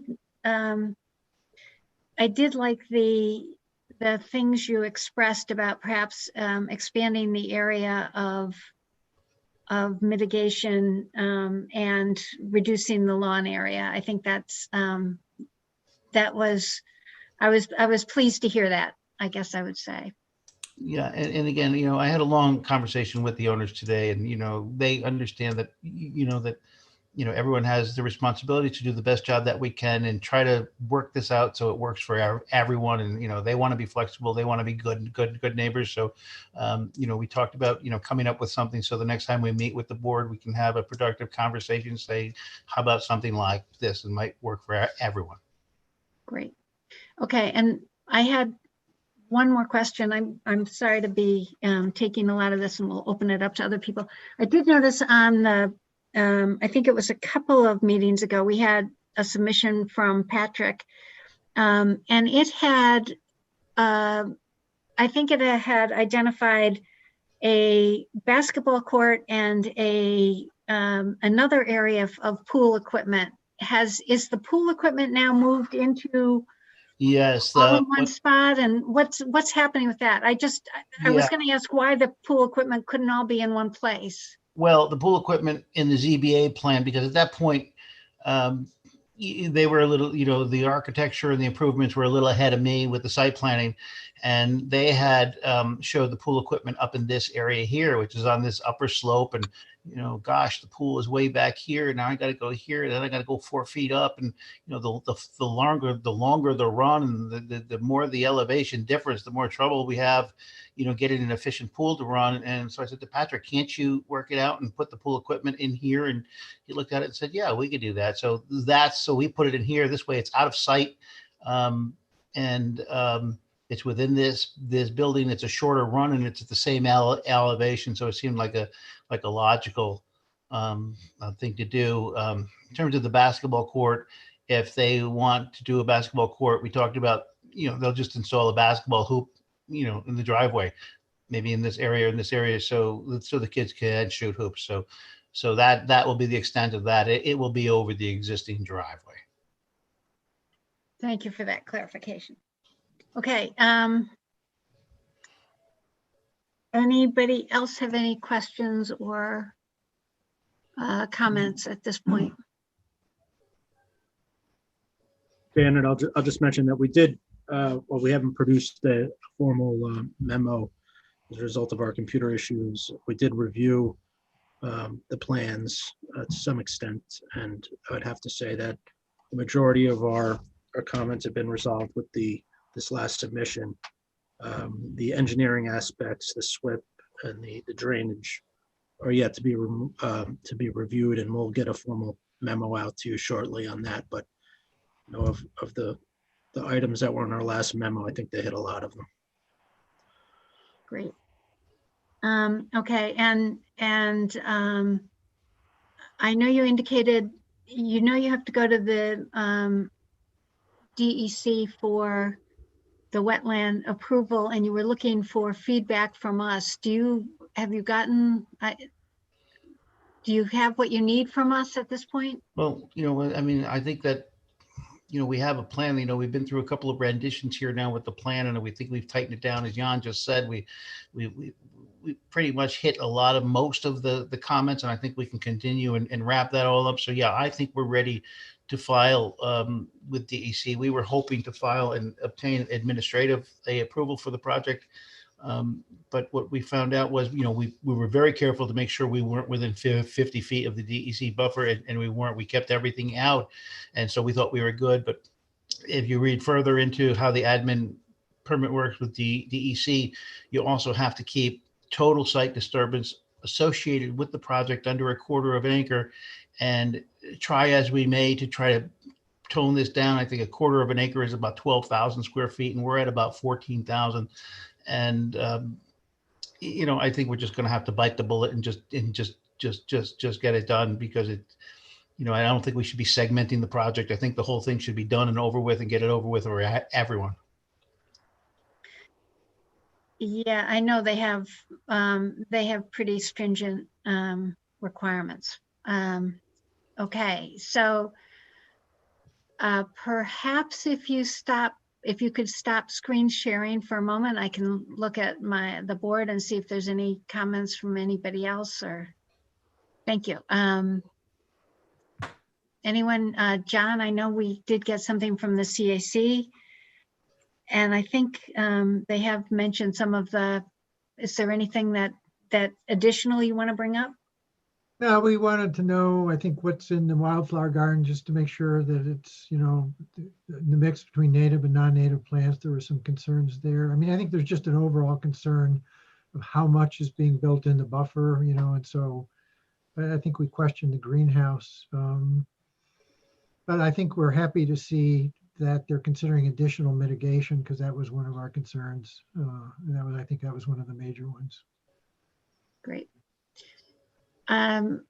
Anyone else? I would agree. I mean, I am much happier hearing about the additional mitigation that was discussed tonight. Anyone else? I would echo that. That it's as we all know, it's a constrained lot, and there's a lot of proposed development in the buffer. So I'm eager to see the different types of mitigation. I do have a question on material. When you don't have to put, I don't think you have to put the plans back up, but there were some areas by the pool where it was proposed to be bluestone pavers or some kind of bluestone material laid down.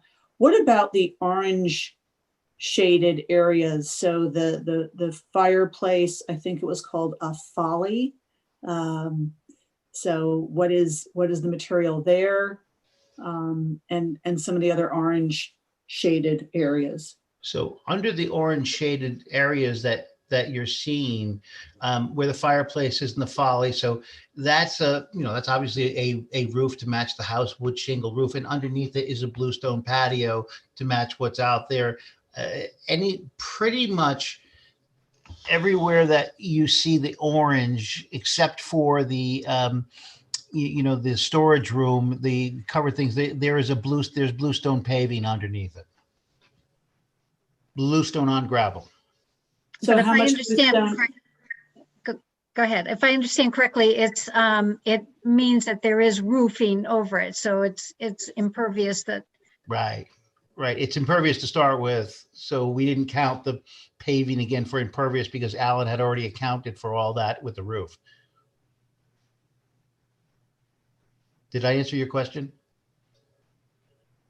Thank you. Okay. So I see a thumbs up from Maureen. Okay, so we will.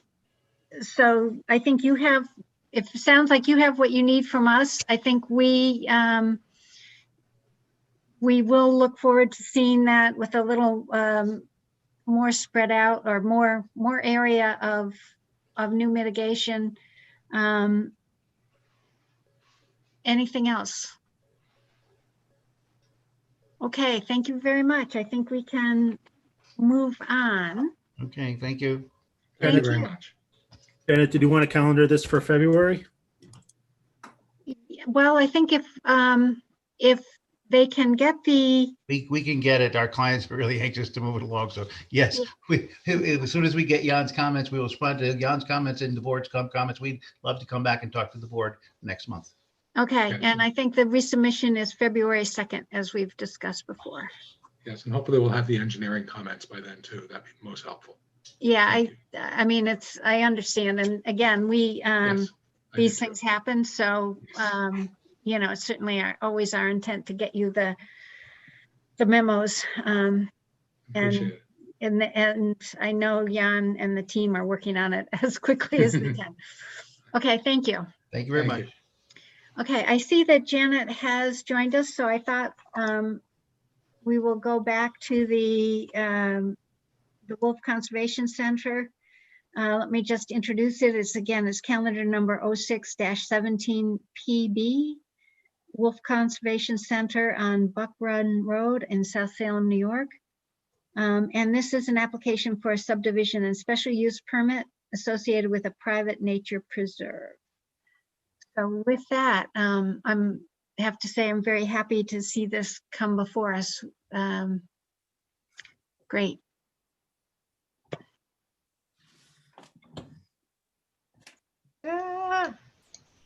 Hold on, I'm sorry.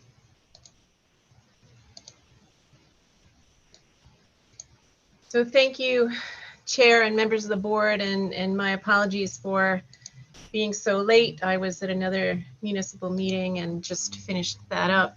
So thank you very much, and I apologize. So just for the record, my name is Janet Garris. I'm a partner with Del Bello, Dinellen, Weingarten, Wise, and Whitaker, and I'm so excited to be here on behalf of the Wolf Conservation Center. I've worked with them with my former partner, Mr. Del Bello, who passed away 5 years ago, and we've been working with them, I would say probably since their inception, but certainly since 2001 or 2002. This is an application, as the chair mentioned, it's several different parts. There's an application for subdivision approval. There are also applications for special permit and site development plan approval in connection with the private nature preserve at the property. I think that the application we're before you for this evening is the special permit and site plan application. We are working on some revisions to the subdivision application. Since we were last before you a couple of years ago, we were able to acquire an additional parcel of property located at 1 Buck Run, which makes the Wolf Conservation Center the owner of all of the property along Buck Run, except for a portion, one lot, which is at the northwest corner of Buck Run, which fronts on Route 35. So they own all of that. And so we're in the process of revising subdivision plats and other things. So we'll be back before you in connection with the subdivision piece shortly. But before you this evening in connection with the application for a site plan and special permit. And I know that since we were last before you, there are some new board members here and it's been a while. So I wanted to just introduce the property a little bit and refresh your recollection as to where we left off and where we'd like to go with you, not only this evening, but obviously over the coming months. So just to orient you, this property is located at Buck Run. It is Buck Run intersects with Route 35 on the north side of Route 35, just between Mead Street and Mountain Road. And the property now consists of, I think, and Matt can correct me if I'm wrong, is about 32.5 acres. The majority of the property is located in the R4A district and is also, a portion of it is also located in the R2A district.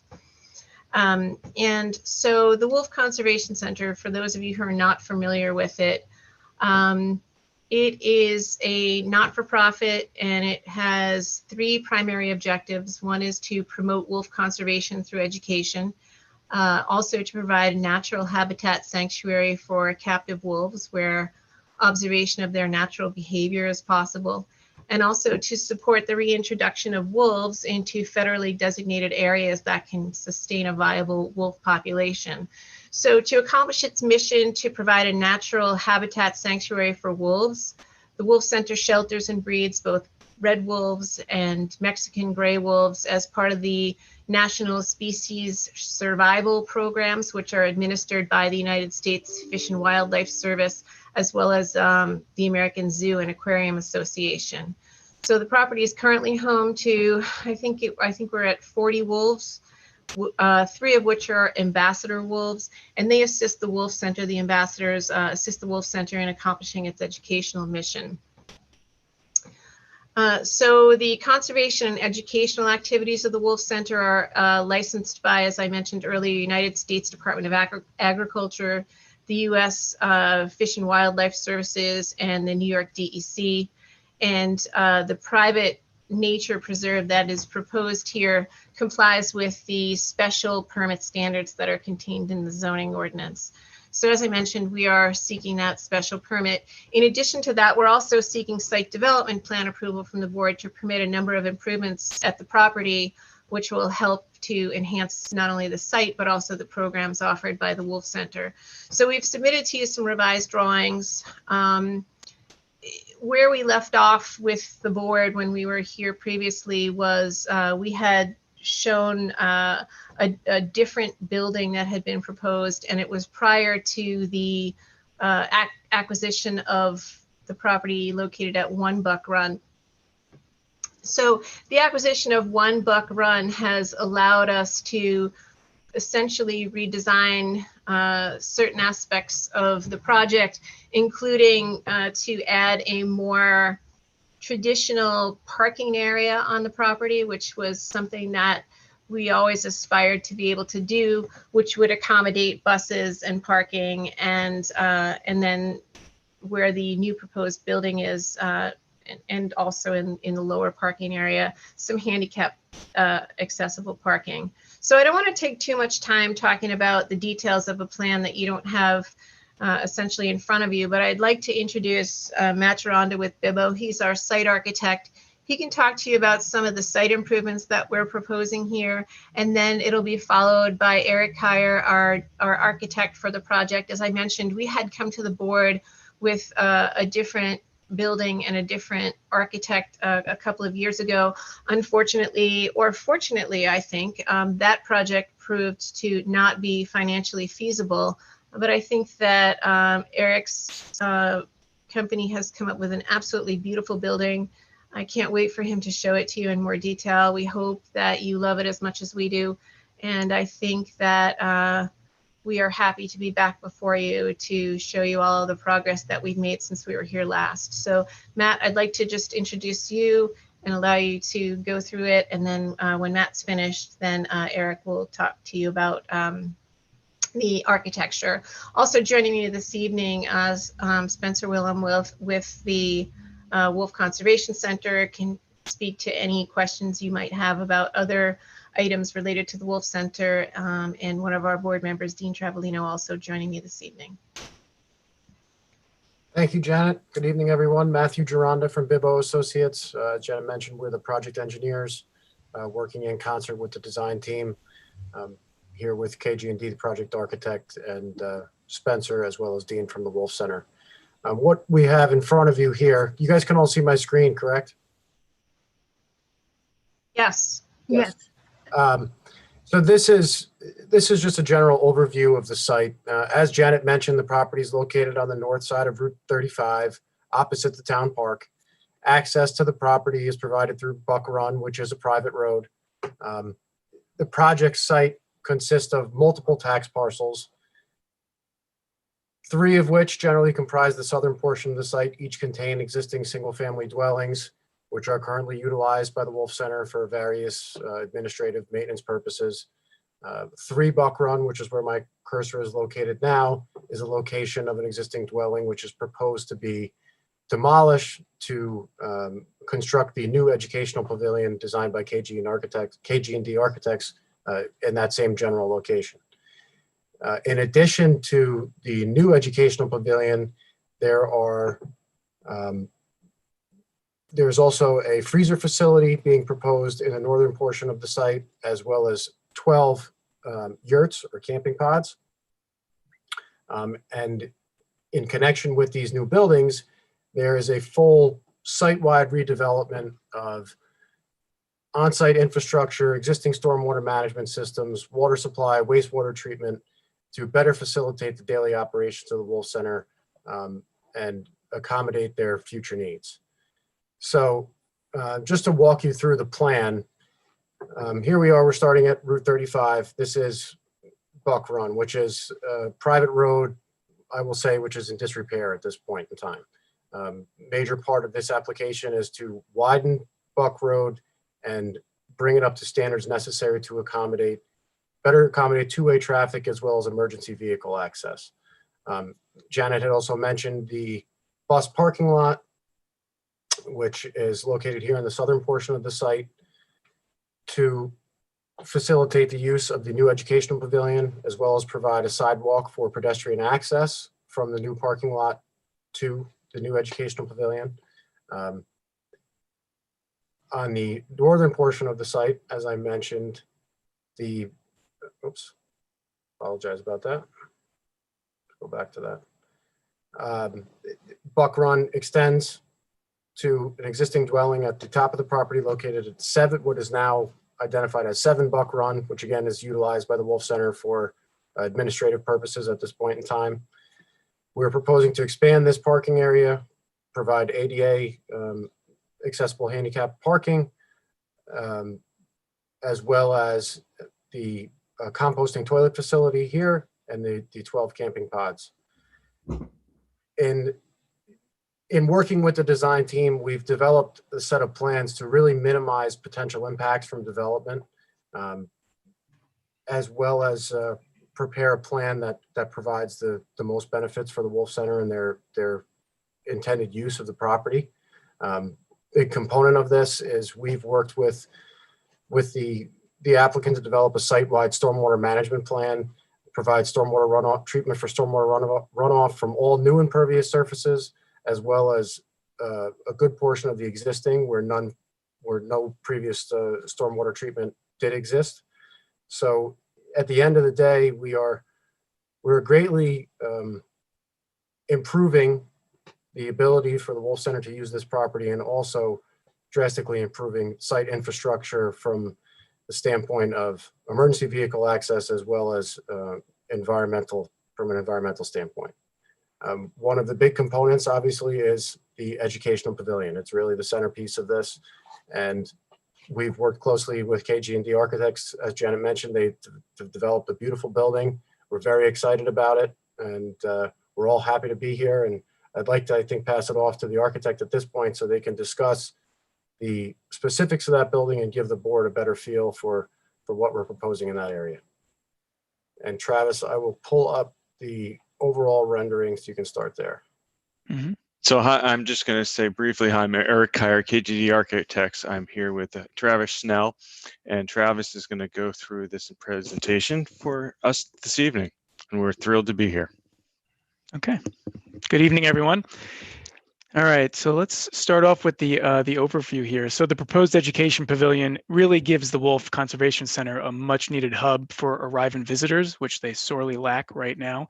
And just to go through access, this is the new parking lot down you see on the right side of the screen. So visitors will be arriving there either by car or by bus. They will be walking up the new sidewalk along Buck Run Road into the new entry drive.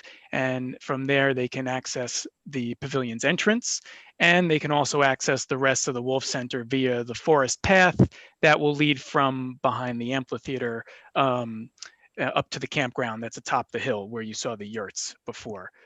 You also see here the two handicap stalls that will be located right adjacent to the new pavilion, and a series of terraced modular retaining walls to retain the hillside, but with plantings and terraced, so to reduce kind of their overall appearance.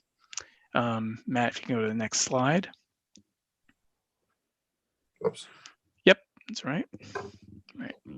All right. So this is just a night shot here of the overall building as you approach it. So it's a one-story facility that does include a basement. The main level is about 4,200 gross square feet, with another 2,900 gross square feet of storage and mechanical space in the basement.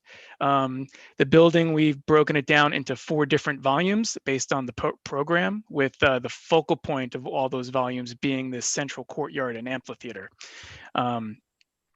And also views of the forested hillside. So the 3 volumes that you see on the right here, they're part of the main pavilion. This is the southern side, the downhill side. They include the reception gift shop, the learning hall is next, and then the main classroom is furthest away.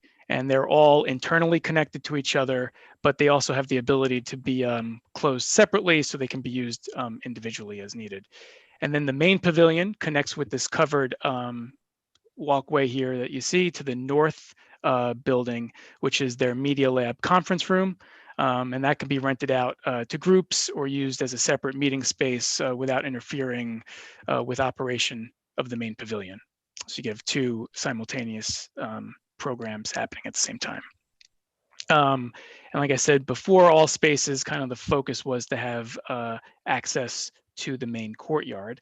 And the courtyard acts both as a gathering space for visitors and an outdoor classroom that will showcase the ambassador wolves that Janet previously mentioned, along with other educational programs and fundraising events.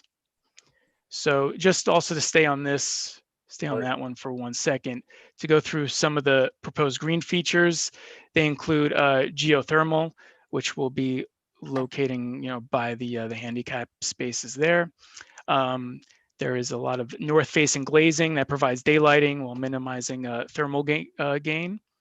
We have natural ventilation with our clear story windows, and ceiling fans help reduce HVAC load. You can see solar panels on the south roofs. We have a green roof on the north building, and we're also proposing radiant flooring throughout the facility. Okay, let's move on. So this is what visitors would see as they approach the main entrance. And quickly talk about materials here. The goal of the exterior materials is really to help blend into the natural surrounding, natural color palette. We're proposing a timber frame building with hardy board siding. There's a stone veneer, and down on the lower level that you can't see here, but downhill there'll be a stucco finish, and then we have aluminum clad wood windows. Let's keep going. And here we have the courtyard facing the other direction. And this you can see here the elevation shows an abundance of glass, and that's to help better connect the internal program to the external program and the surrounding environment. And we have the ambassador wolves out there in the center. We also have the natural stone seating tiers, and we'll be using bluestone walkways, low ground cover along the building, and a sod infield for the courtyard. This is just a quick view of one of the interior spaces. This is the reception hall / gift shop. And you can see we're going to continue the timber aesthetic here. We'll have exposed rough sawn columns and roof beams with possibly a wood ceiling, LVT flooring, and then they'll have their products available for sale, and they can help guide people to the rest of the facility. The other spaces will be the exhibit hall and the classroom, and those will be mostly open floor plans that will allow them great flexibility with how they use their program, each one having a toilet room. And then, I mean, so that kind of covers the renderings, and we just included the floor plans to show you, but it's easier to kind of understand what was going on from the renderings. Matt, if you could just quickly zoom in there to can you zoom into the main floor plans? I don't know how well you can all see that. You guys see that? Yeah.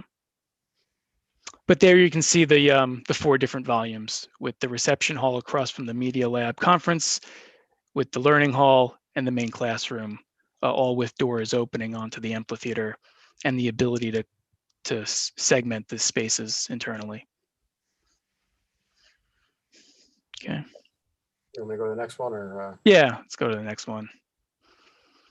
And this is just showing you the drawings for the elevations that we already covered in the renderings. Let's keep going.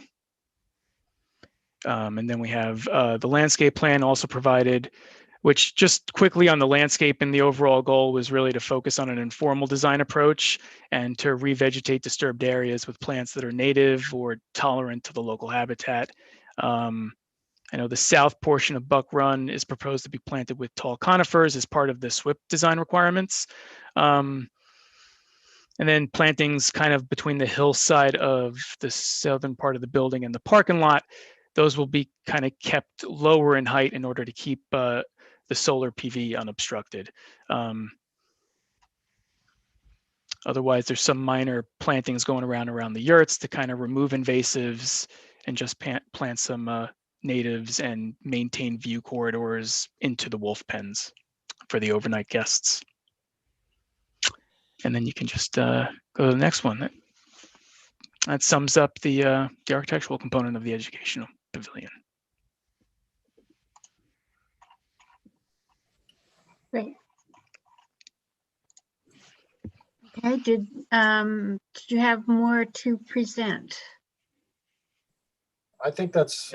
No, so I think that concludes our presentation. As I mentioned, we are in the process of updating the subdivision drawings. So this is actually, I believe, it's a 2-step subdivision, because we are actually combining lots, and we will end up with fewer lots than we have today. As you might or might not remember, a portion of the property is currently owned by the County of Westchester and the Land Trust. They are an applicant to the application in connection with the 11 acres that are that front on Bead Street. And then a number of the lots are going to be combined. Lot, I think we refer to it, well, it's lot 65, which is on the west side of Buck Run, will remain an individual lot, but the remainder of the lots will be combined. So I think that concludes what we intended to present to you this evening. I know that when we were last before the board, Jan and Kellard Sessions had issued some comments to us. A number of those comments are no longer applicable given the new design. I know that Jan has had some issues with obviously, the unfortunate situation. So we haven't received new comments yet, but I think that some of the comments that were previously raised will have been addressed, as I mentioned, not only by the furtherance of the design of the engineering. There was a SWIP that was provided as part of the submission. This is probably the most substantial submission, complete submission that we've made to the board thus far. So we look forward to receiving those comments when he's able to get to them. I think that what we were hoping from the board this evening was perhaps to schedule a site visit if you're so inclined. I believe that the board has already declared, is already the lead agency for purposes of secret on this. So I'm not sure. I think that, obviously things need to be recirculated, and then we would come back and kind of dig into the review in more depth. Yes, so I think that I think it may make sense for us to do a site visit, and I think that's a good suggestion. I think there may be some specific questions that the board may have now or may want to come up with a little bit later. I know for one, because we do have new members, I think it would be helpful to kind of review what the camping pods were going to look like, and how they were going to be used. I think one of the things the Westchester County Westchester County Planning suggested was a bike rack. I certainly would be interested in knowing whether there's any plans for electrical charging, because I think that's becoming something that now I'd like to just have considered for almost any parking lot we look at. I wasn't really sure where the buses would park in this, so I think some help with that. I think this really gives us something, a great idea about what you're planning to do, and gives us a lot more to work on and look at as we go. Okay, so in terms of the camping pods, I think that we are working on those. I think that we will have a more definitive answer for you when we next appear before you, which we hope will be shortly. With regard to the bus parking and the bus turnaround, I don't know if Matt, you want to talk about that. I think that it's actually being covered on my screen by the running list of board members. So I don't know if everybody has the same layout that I have while the screen share is going on. So I don't know if that can be pulled over a little bit so that we can show you exactly where that parking area is and where that bus parking. You can make that smaller. There you go. Here. Can you guys all see that now? Oh, yeah. Right. So to the right of your screen, this is what you're looking at. The street that goes horizontally is actually Buck Run. So right. To your right, you're going down to 35, and to your left, you're going up to where the enclosures are. So buses would come off of 35 onto Buck Run, and they would be able to pull into this parking area. Matt, do you want to share the site plan maybe that show in plan view? I can pull up the site plan and show that exactly. Yeah, it looked like there was a large parking area, but I wasn't sure whether the buses would actually be there or somewhere else. Right, so they would pull in here. So you can see the lower portion of the site. And so at the bottom of the screen, you'll see where the buses would come in from 35. They would come up Buck Run. They would turn into where Matt's little hand is going around the screen over there. So they would pull in and they would be able to pull over to where that hand is right now. There are sidewalks there, and they would unload there, and then they would be able to walk up the sidewalk up Buck Run to the educational pavilion. So the bus would actually park where the cursor is? Yes. If I can add a note, our parking lot will never be full with cars while we have buses. We have to control all of our guests that come. School groups come individually on their own. You know, there might be a teacher or a parent that drives individually, but it will never be used by a lot of cars and buses at the same time. Okay, that, you know, I think that's, there is some data for the special use permit that is things like hours of operation and a little more description. And that would probably cover, you know, the answer that question that I just asked a little bit. I also,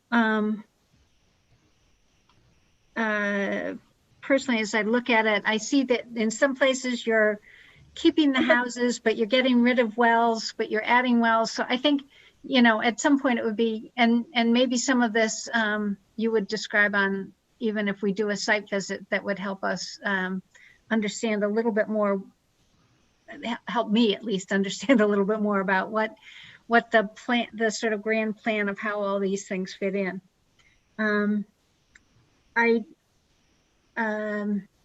I had not recalled that we. I think Jerome has a question too. Oh, sorry, Jerome. I can't. Maybe. All right. Well, okay, Jerome, go ahead. Well, it's not a question. I wanted to say that there are a number of detailed questions you're raising, Janet, that will come up, I'm sure, as the plans progress. But I did want to commend both the board and the architect. The board, in terms of being patient and acquiring these properties, you know, we've been a little impatient at one point at the lack of progress, but as had been brought out to us, there was really a challenge to acquire additional properties that have enhanced the overall solution, making it much more practical and I would bet much more economically viable.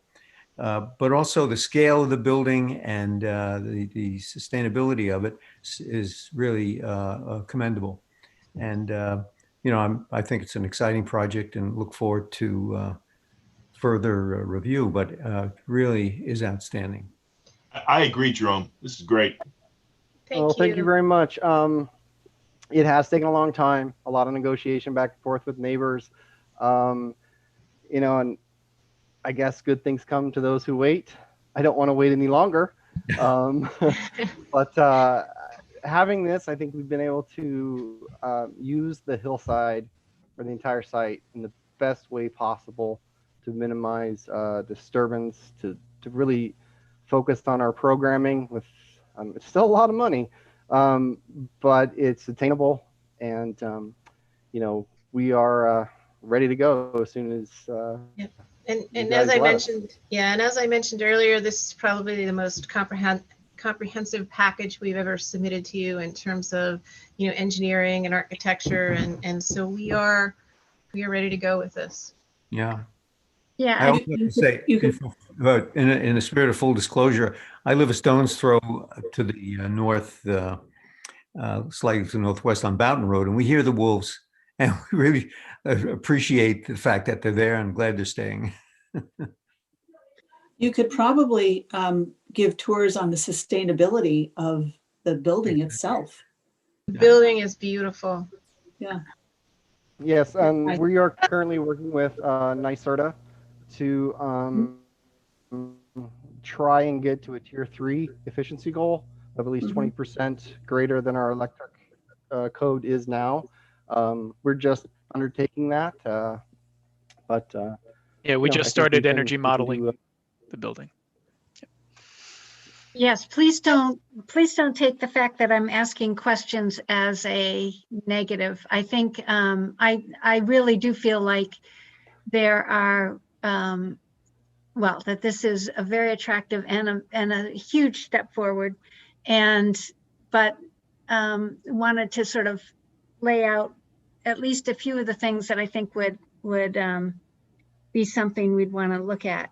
So if we, well, I think the board would be willing to be lead agency if we haven't already declared. I guess I don't remember that. Look, I mean, given the history of this application, the various iterations, the fact that we now have, a very comprehensive application, set of plans, property site, the property's been acquired. I would be much more comfortable if the board were to recirculate, just declare their intention to serve as lead agency. Let's get this recirculated. I think you will end up as lead agency, and let's just treat it almost anew. I'm just concerned that with the passage of time and the improvements that have been made to the plan, if you want to do that tonight, I know we've been somewhat hampered by the issues Jan's encountered, but if you were to make that motion tonight and to direct Kirsten and Jan to go ahead and put those packages, put the notice and the packages together for circulation, that could at least get that going and get that clock running. We're happy to assist however we can to make that, to facilitate that. And provided Jan's comfortable that we have what we need for purposes of doing so. Why don't you stop screen share, Matt, so we can. Sure. Sorry, guys. I didn't have any record that we circulated this previously. I know we circulated to the county for general municipal review, but I don't think that we circulated for lead agency. So I'm happy to prepare that notice. The plans are certainly sufficient to circulate. Matt, did you submit a part one, the long form EAF? With this submission, there was not one included, but I believe there probably was with prior submissions. We could certainly. Right, we can revise that and get it back. Just revise it, right? Yeah. So if you can get the plan set and the part one EAF would be what we would need to circulate. We would need the subdivision application too, revised plat. So as soon as that's in, I'm happy to prepare the notice. So I guess I'd look for a motion to do basically that, to say that we would be lead agency and to ask for a coordinated review and for Jan to start this process of circulating the documents. So moved. Oh, can we do that? Can we do that procedurally right now? Yeah. Yeah. I mean, we have what we need. We know we needed more, but okay. Yeah. All right. Okay. Is the motion been seconded? No. All right. I'll second it. Okay. So moved by Maureen and seconded by Greg. Any other discussion on this? Okay, then let me poll the board. Charlene? As a new member, this is all new to me and it really looks good. Yes. Okay, Jerome? Yes. Maureen? Yes. Greg? Yes. And of course, I say yes as well. So that motion carries and we can proceed with the first steps to get this coordinated review going. I think again, we have a lot of information here, and I think it may make sense to refer this to the building inspector, the fire department. I don't know if there's anyone else, but would that be, I think that is something I look for consensus from the board to do. So can we agree that this should go forward to the building inspector and fire department? Yes. Yes. Okay, great. At what point is it appropriate to send us to ACARC? Is that following our next submission? Would that be after we receive comments from Jan? Is that now? I would say now. I mean, it's moved pretty far along. The only question I guess would be, is there going to be any signage at the road perhaps that we haven't thought about? Or is there, I mean, I know ACARC will want to look at that if that's apt to be added. Well, currently, am I muted? You can hear me? We haven't selected our signage for Route 35 and Buck Run. We've always tried to maintain as little a footprint or noticeability off of 35 because we are by appointment only. I mean, for years, we didn't even have our address on our website. Yes, there will be something down there that says Buck Run Wolf Conservation Center, but I would see it as a typical sign that we might see around Lewisboro, small, maybe 2x2 on a post. Okay, I don't know so maybe it's appropriate for us to wait until we have that, and then, you know, I mean, obviously we're going to be before you for some time, so. Yeah, and ACARC is generally pretty responsive, so, sorry, Jan, go ahead. They wouldn't be able to act until we completed seeker anyway, if you're going to conduct a They are not an approving body here. They're just a recommendation. Advisory. Yeah. They're approving on the sign, though.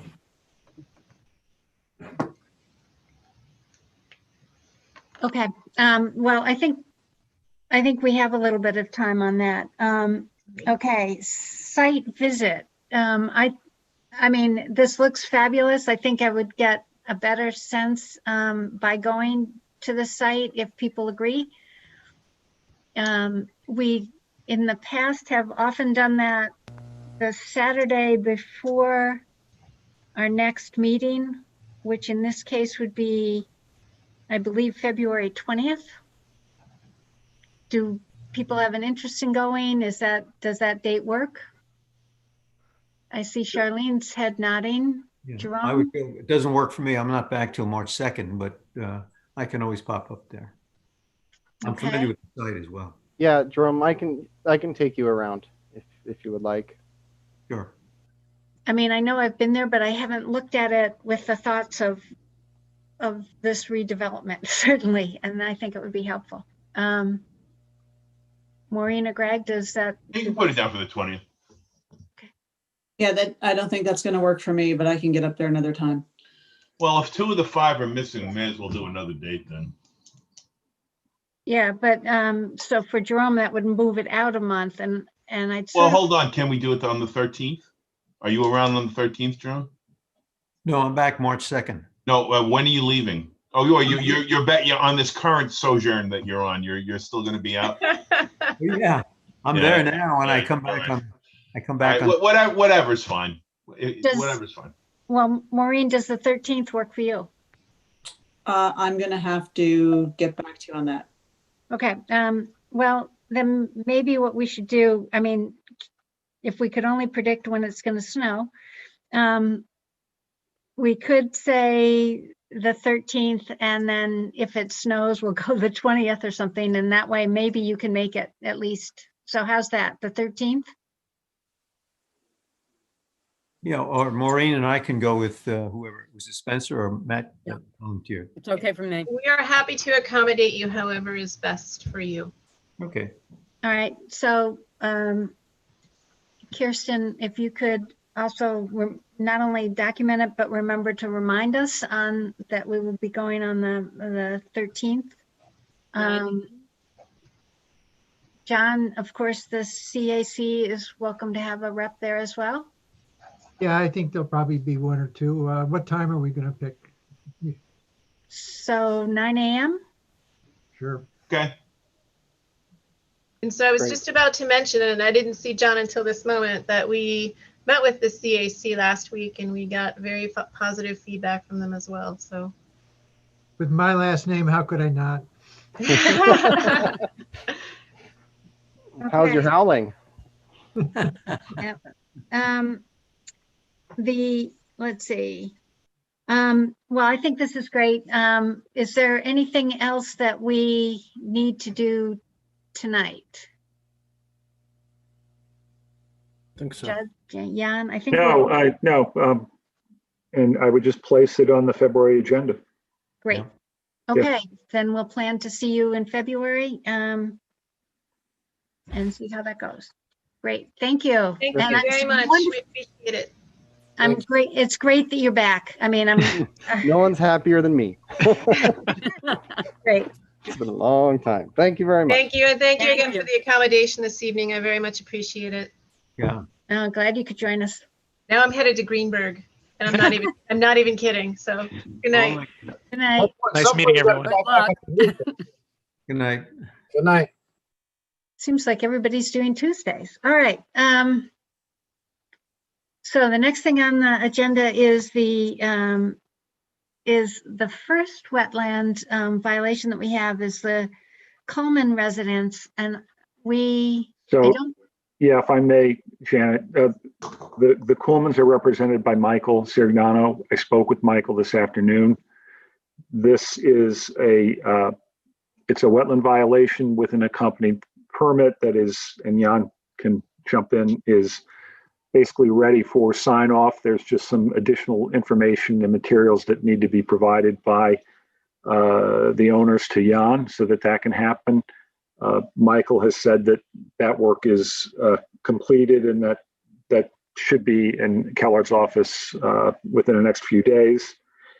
And I advised Michael that we would likely put this over to February, and we need the appearance of the Colemans if they wish to appear, and we need a estimate of costs so that the board rather can factor that into any determination with regard to a fine. There is a violation that was issued, guilty plea was entered, so this is really just being teed up to get the permit closed, and then the board to close out the violation based on its review of the facts and determination as to what it wants to do with regard to a civil penalty. Right. Thank you. So again, I think we're still waiting, as you said, for the closeout documents and the costs, and we can move forward, but we'll move it to February. February. Yeah, Okay. February. Yeah. Okay, and expect that to happen. All right, then we have a new wetland violation, which I guess I will turn over to Jan. Sure. I know you had mentioned that you would share the screen, but without video, this might be interesting. I could still share my screen. Oh, good. So this is a wetland violation at 3 Beaver Pond Lane. The violation is really relating to the cutting and removal of vegetation, trees, and the deposition of fill within the wetland buffer. So let me see if I could share. I'll provide all these materials to Kirsten for the record, and that could be passed on to the owners. So if I recall from when we had I think a lot line change in this area, there is a pond on the property or abutting the property?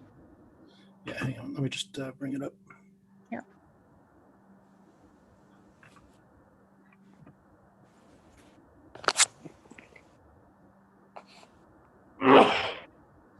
Okay, can you see my screen? Ken, yes. So this is the property here at 3 Beaver Pond Road. Goes out onto 123 in Vista. And this is the pond. That's regulated by the town of Lewisboro as a wetland, and also the DEC. The DEC. Is that referred to as Laurel Pond, or am I mistaken? I've never heard of it as that, but that I could be mistaken. This is the DEC wetland map indicating that wetland's regulated by the state. And the property does have some history with the planning board. In 2013, the board approved the Nesson-Torty lot line change.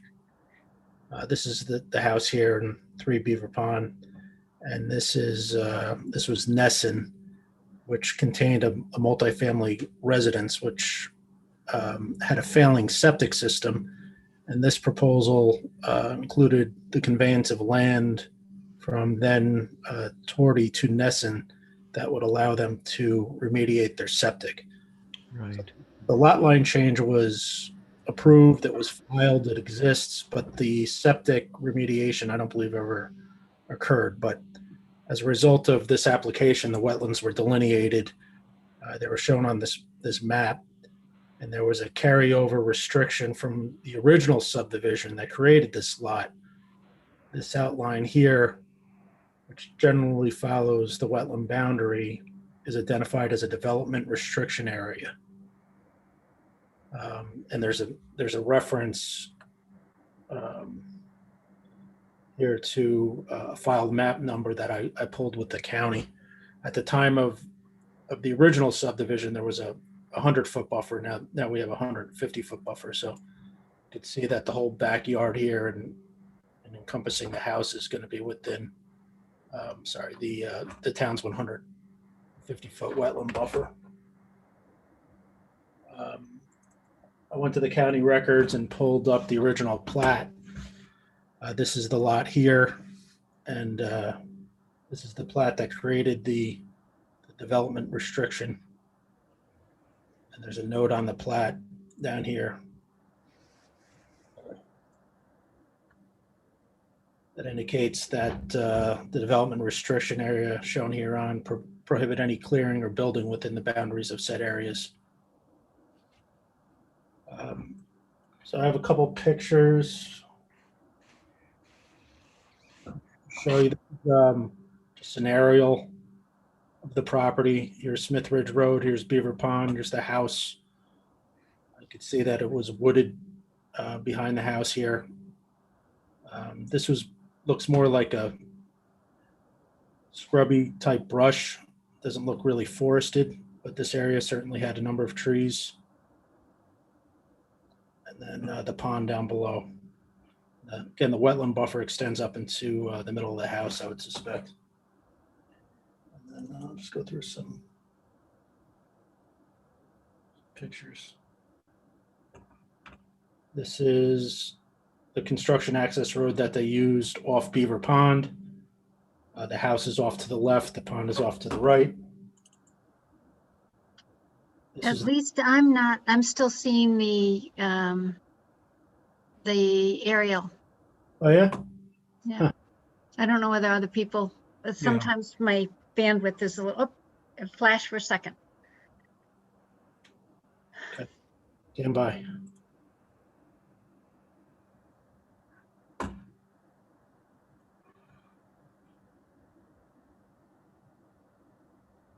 Yeah, there you go. Sorry, I'm standing on Beaver Pond Road in this picture looking into the construction access road with the pond to the right and the house to the left. In this picture, we're looking, at obviously the house to the left, kind of standing in the middle of the area that's been the trees removed and chipped. There's a installation of fill material here. The backyard, the wetland boundary is probably where my cursor is, just off the toe of the slope. Hey, Jan, when you refer to it as a construction road, what type of construction are you referring to? Just the access road that they use to bring in the machinery to cut the trees. Okay, so there's no plan being proposed for new construction, just clearing. Yeah. No, none. There is no plans for anything. I'm sorry, this is Garrett Schulke. There was the only plan we had was just to take down trees that were in the immediate area of the house, because a lot of the limbs with the past storms that we've been having have been coming down. So I figured it was a liability for the house, and also we have kids. So there was nothing but of course they had to take or use machinery to take the trees down. So this was clearly a complete misunderstanding on my part. Okay. You can continue. The installation of fill. All right, I'm afraid I'm still on the very first photo. Are other people seeing a second? It flashed again. No, we haven't. Yeah, I just have such slow bandwidth here. I'm on the first photo, which shows a 2-foot tall tree stump. Yeah, so I am going to stop my video for a minute. I was going to say so that maybe the photos would come across. I don't know. Hang on, let me try again.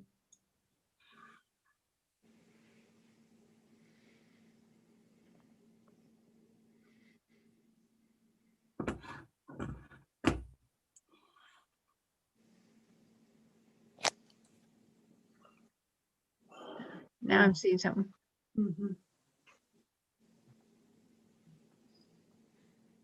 As my screen share has been paused.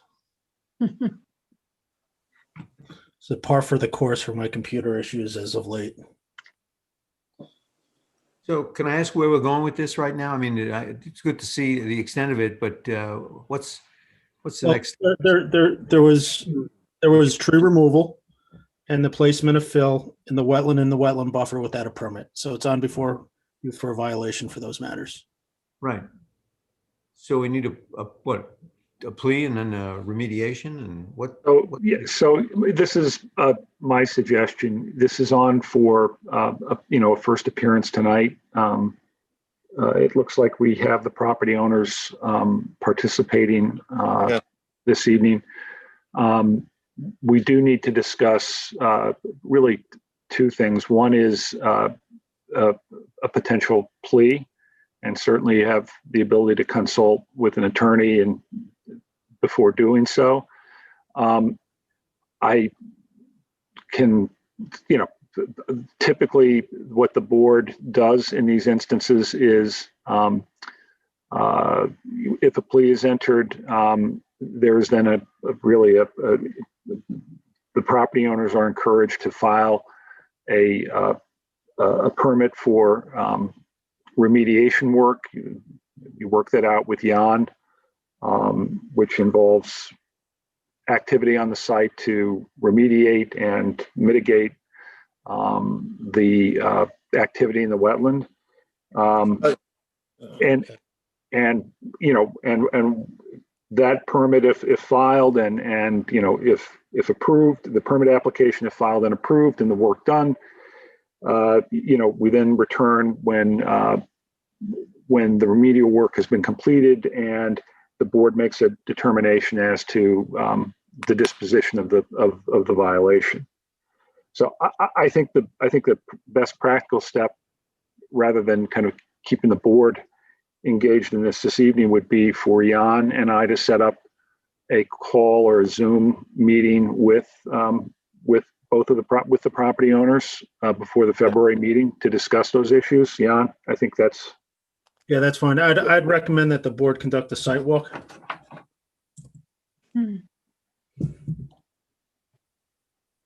Would that be appropriate now or after perhaps a wetland permit was filed?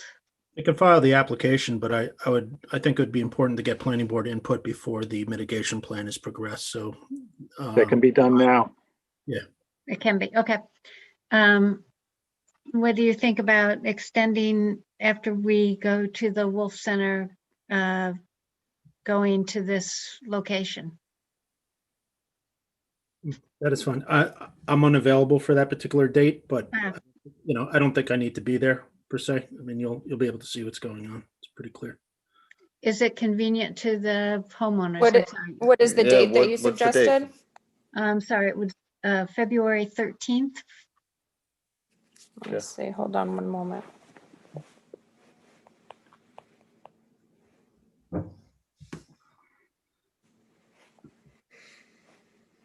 It's a Saturday.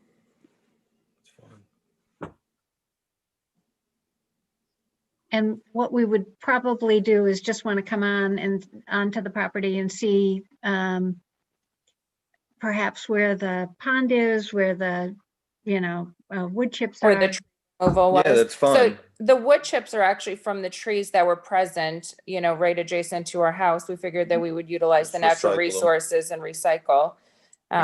So that's where the wood chips are coming from. I wouldn't necessarily fine. consider that a fill, or maybe it is, but. The fill was the soil behind the house. So the fill actually was, the earth being moved Soil that was around. used. Yeah, the soil from the area. Yeah. Yep. All right. Yeah, but that's fine. So the 13th is fine. Yeah. Yeah, my guess would be, it might be, Is there a time? yeah, we were gonna be at 9 o'clock at the Wolf Center, so my guess would be it might be closer to 10 by the time we get there. Okay. Perfect. Okay, thank you. You're welcome. And then, and Jan, then you and I, we could, if we can set up a, a call or maybe a Zoom discussion. Yeah, that'd be fine. Okay. Okay, thank you. I think we have a, And place this on the February agenda, please. sure. Yeah.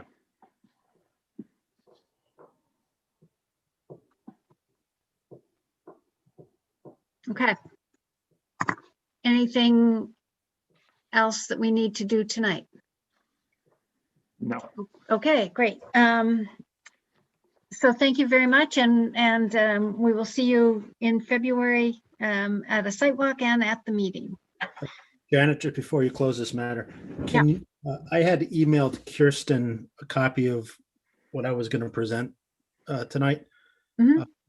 Kirsten, if you're on, if you could forward that to both the owner and the board members, the photographs and the maps, When did you send that, Jan? this afternoon.